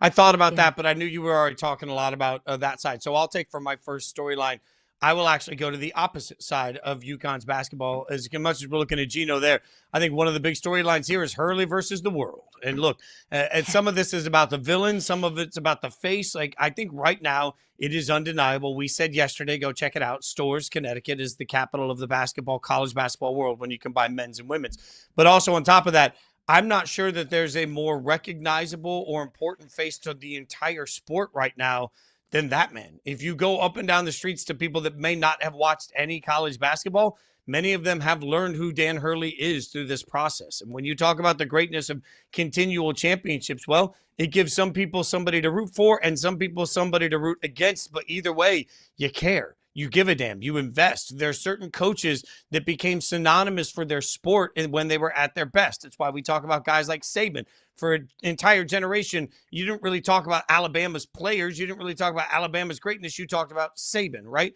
At some point, we have to start just acknowledging the villain here. I always use the Heath Ledger Joker. Like, some villains are so great you forget that the movie wasn't about them. Hurley is that level of greatness, right? His accomplishments continually unquestionable. Hurley versus the world. I think a UConn team, that's the number 2 seed, finding their way to the national championship gets engagement. No offense to Illinois. I just think that at the end of the day, there's enough people that will either love or hate Hurley that Hurley versus the world becomes a great storyline to me. It's always Hurley versus the world. It's been Hurley Just ask him. versus the world. Just ask him. And I think UConn fans love that. UConn fans should love that. There's a great feeling whenever it's us against you. It's a great feeling when it's everybody hates us, but we love us and we're going to show you. So yeah, I love that storyline by you. Also on the men's side as well, I think an intriguing storyline is the Big Ten's championship drought. The Big Ten has not won a championship in men's basketball since Tom Izzo did it more than a quarter of a century ago.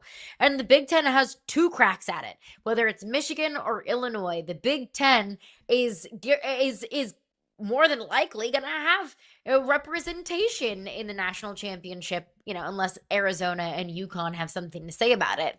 But whenever you represent 50% of the Final Four, whenever the Big Ten had as much success in the NCAA tournament as they have had, whether it was Nebraska, whether it was Iowa, so on or so forth, it feels like the Big Ten, this is the great opportunity for them to finally break that drought, for them to finally get a championship for the first time since 2000.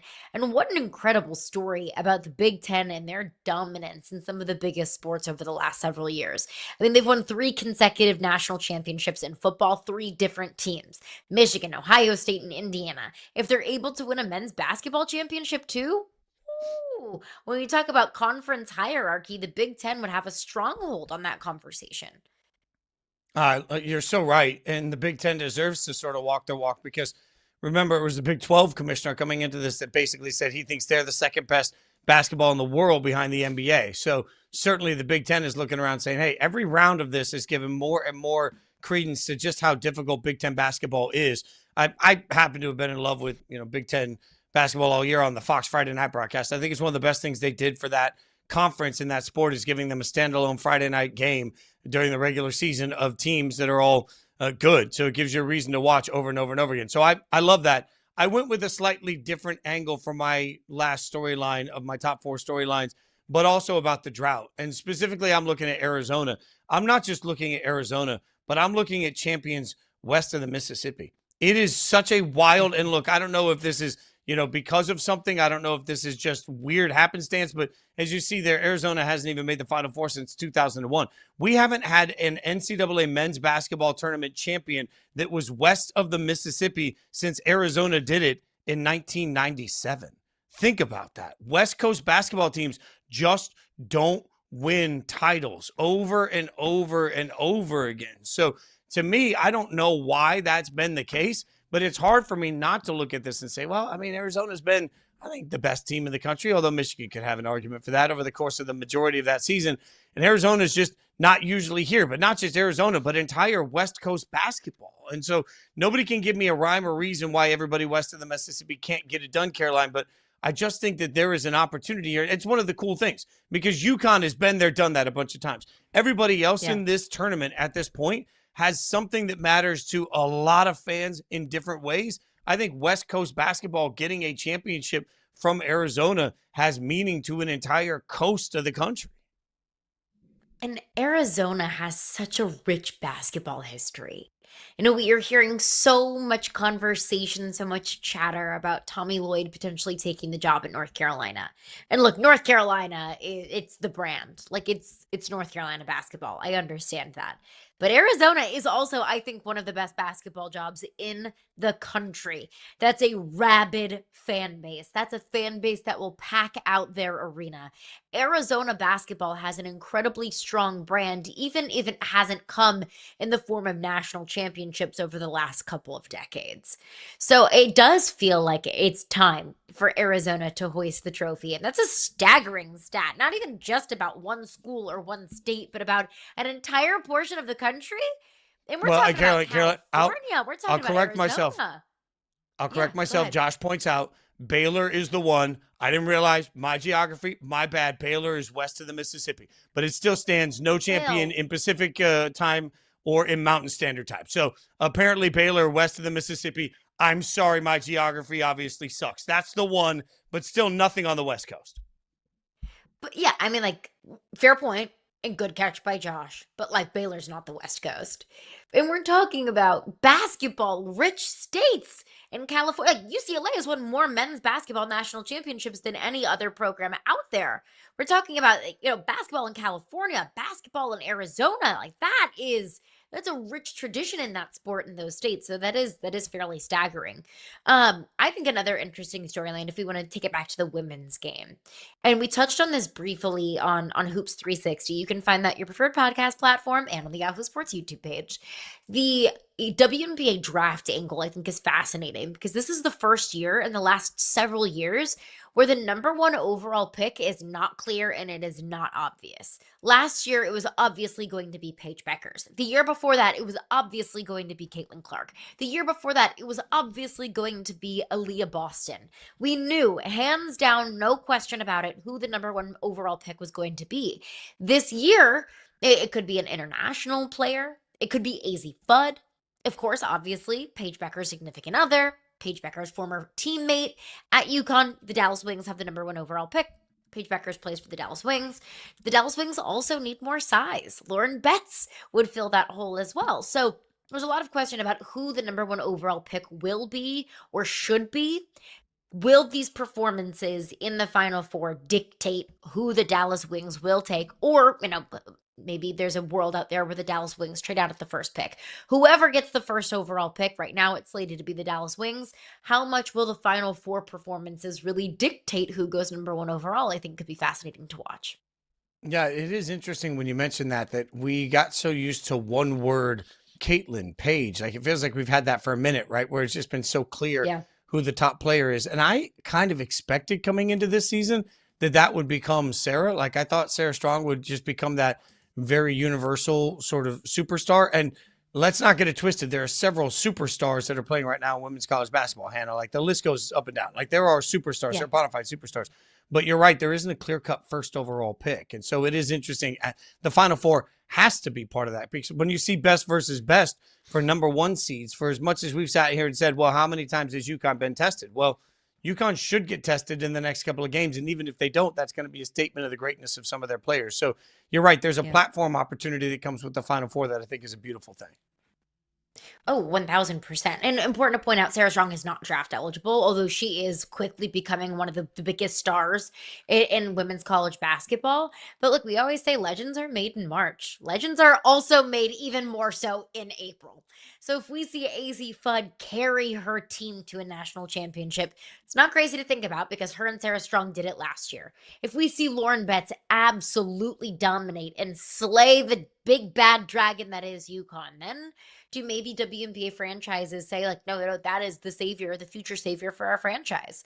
It'll be a fascinating thing to look at. Another thing on the men's side, other than just a big, overarching storyline, I'm fascinated to see size on size in Michigan and Arizona. We talked about that with AJ Dybantsa. He mentioned Arizona's size. They have Tobe Awaka, who's 6'7", 6'8", 250 coming off of the bench. They've got a pair of 7-footers.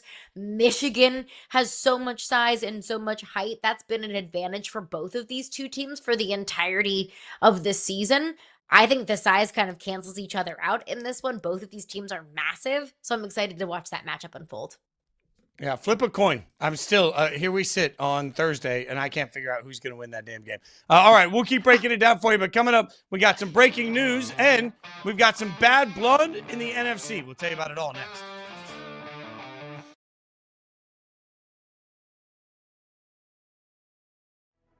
What are some things about the Detroit Pistons that we on the outside might not know? The culture, when I walked into this, the culture for me was pretty impressive. The way the players kind of come to bat for each other. And, Isaiah Stewart is not a guy off the court that is like an angry human being. In that Charlotte game, it was all he was saying in the locker room was like, I'm going to have your guys back. That's what I do. For me, it's impressive to see just how together everyone is and, the culture that they've continued to build.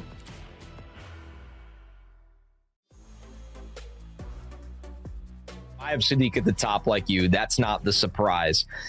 Sam Roush from Stanford, who had the big combine, unlike a lot of college tight ends that are productive, he actually, in my opinion, is playing the position like a pro right now.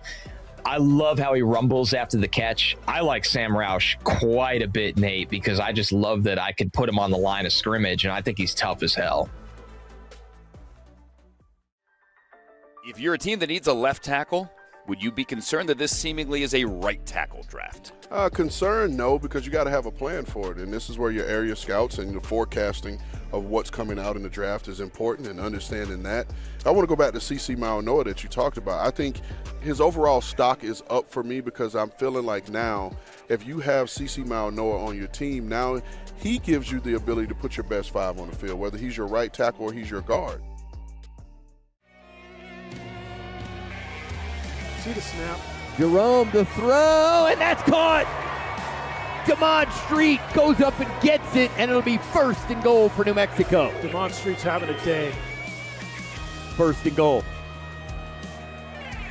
Johnson on the keeper, and he'll throw it up, and Jefferson's got it. Touchdown, New Mexico. How do you like that?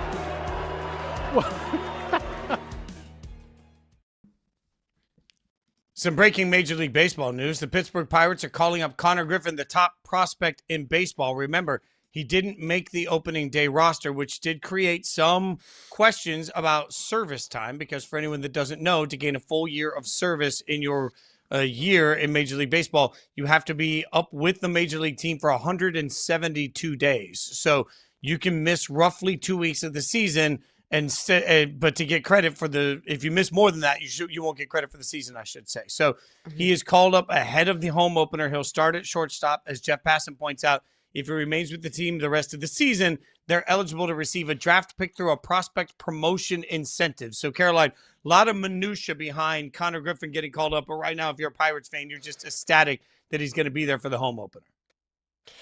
Yeah, we also don't have to overcomplicate this, because service time is, I think, a part of this conversation. And if you want to zoom out, the years of service that you've accumulated affects your pension. So that there is a big part of that at play here, but I don't want to overcomplicate it with service time and prospect promotion incentives. They're bringing Connor Griffin up for the home opener.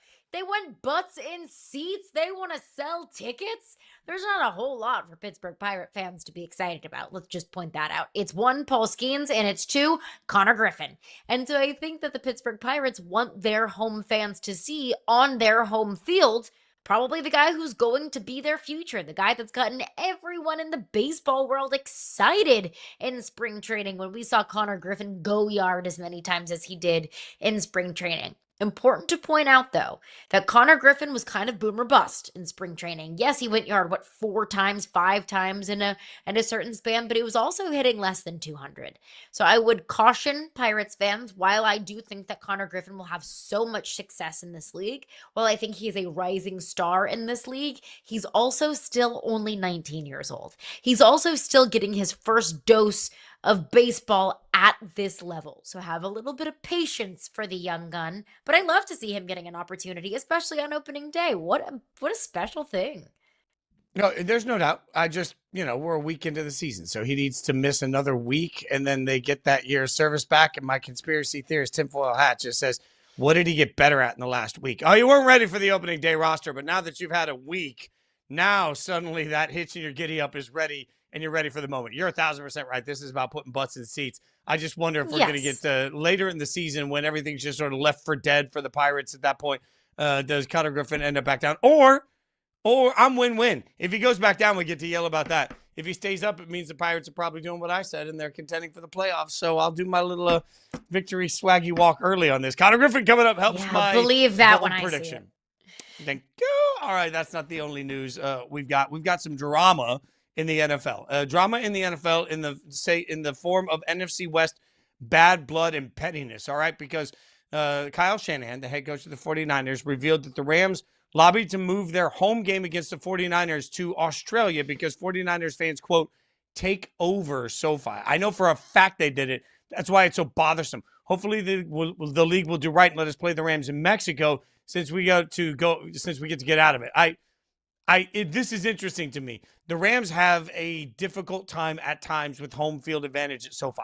Let's just be honest. But trying to move games to different countries to protect that home field advantage, that looks soft. Looks soft. You know where the Rams didn't have to worry about having a home field advantage? Tell me. In St. Louis. Let me just say they never had to worry about that then. But yeah, fine. I'll get over it at some point, but today is not that day. I love this because this is like the middle school girl level drama that I love. about the NFL. That the Rams were so butthurt about not being able to pack out their stadium, how it was basically the Los Angeles 49ers whenever the Niners played in LA. So they got so upset about that they went to Roger Goodell and they whined. We want to play in Australia, so we don't, our stadium doesn't get taken over. I did wonder why they were even playing a divisional game in Australia to begin with. Like, they don't normally make an overseas game as impactful as a divisional game is. So that kind of makes sense there. I also think it's middle school girl level drama that Kyle Shanahan is kind of airing that dirty laundry at the owners' meetings. I love that he's calling them out. If this is true, which I don't know why Kyle Shanahan would lie about it. I do raise an eyebrow about the 100% validity of what Kyle Shanahan is saying. There's always, his side, and then the truth. So there's not probably 100% truth in what he's saying. But if this is true, I think that's a really bad look for the league. I think that's the league showing clear and obvious favoritism, especially considering that the Niners are also playing a game in Mexico City. Like, they're going to Australia and Mexico City? Like, that is so not fair to the 49ers. And for the Rams to come boohoo crying to Roger Goodell, and Roger Goodell kind of adhering to what Sean McVay and Stan Kroenke and the Rams want, I think that's a bad look.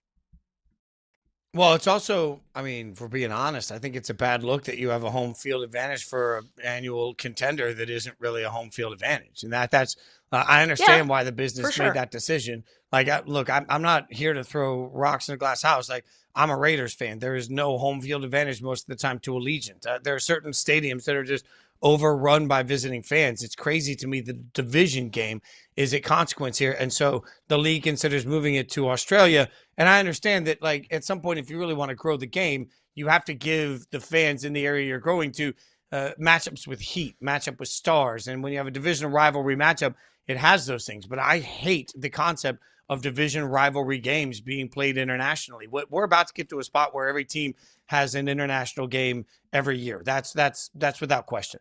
To me, once we do that, I should say, I think it really becomes important to make that a non-conference game. Make it a game that costs the least in the standings because you've created the most variables. So if suddenly you send the 49ers and the Rams to Australia, you've created travel as a variable. Yes, it's a variable for both teams, but everybody handles these things differently. Some people feel jet lag. Some people just don't.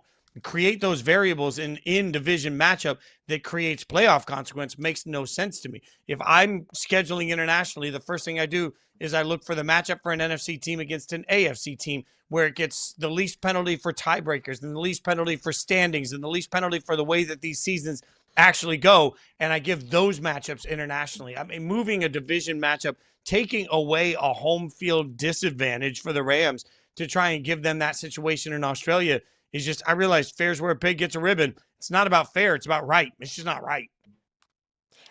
The Rams are not the only team in the NFL that don't have a home field advantage. You and I both used to live in Nashville. I covered the Tennessee Titans every single day for 4 years. The Titans never had a home field advantage. Ever. It didn't matter if they were playing a team that was just a car drive away. Like, when the Bills came to town, it was Buffalo Southeast. When the Packers came to town, it was Green Bay, Tennessee. Like, the Titans never had a home field advantage. But you don't see the Titans getting games in Australia. You mentioned the Raiders. It's the same thing. Like, that's just an unfair reality, an unfortunate reality for a lot of teams in this sport. But you don't see them getting special favors. So if this is true, I'm going to say if this is true, why are the Rams getting it? I hate everything about this. I hate that it's a divisional game overseas. I hate that it's in freaking Australia. That's what, a 21-hour travel day. I think that's ridiculous. I hate that the Seahawks don't get the first game of the season. The Super Bowl champion always does. I hate that for the Seahawks and their fans. I despise everything about this, Fitz. Yeah, and I love Kyle Shanahan going to the microphone basically with the briefcase and boop, let me tell you boys and girls about the drama we've got. Like, I'm in for him speaking his truth. I would love to see a response for the Rams. And, frankly, this is just part of the new NFL. The new NFL makes a lot of money, but certainly doesn't have the same level of loyalty in every market. That is inevitable. Inevitable also that we'll be back tomorrow at 9 a.m. She's Caroline Fenton. I'm Jason Fitz. Thanks for hanging. Come back again.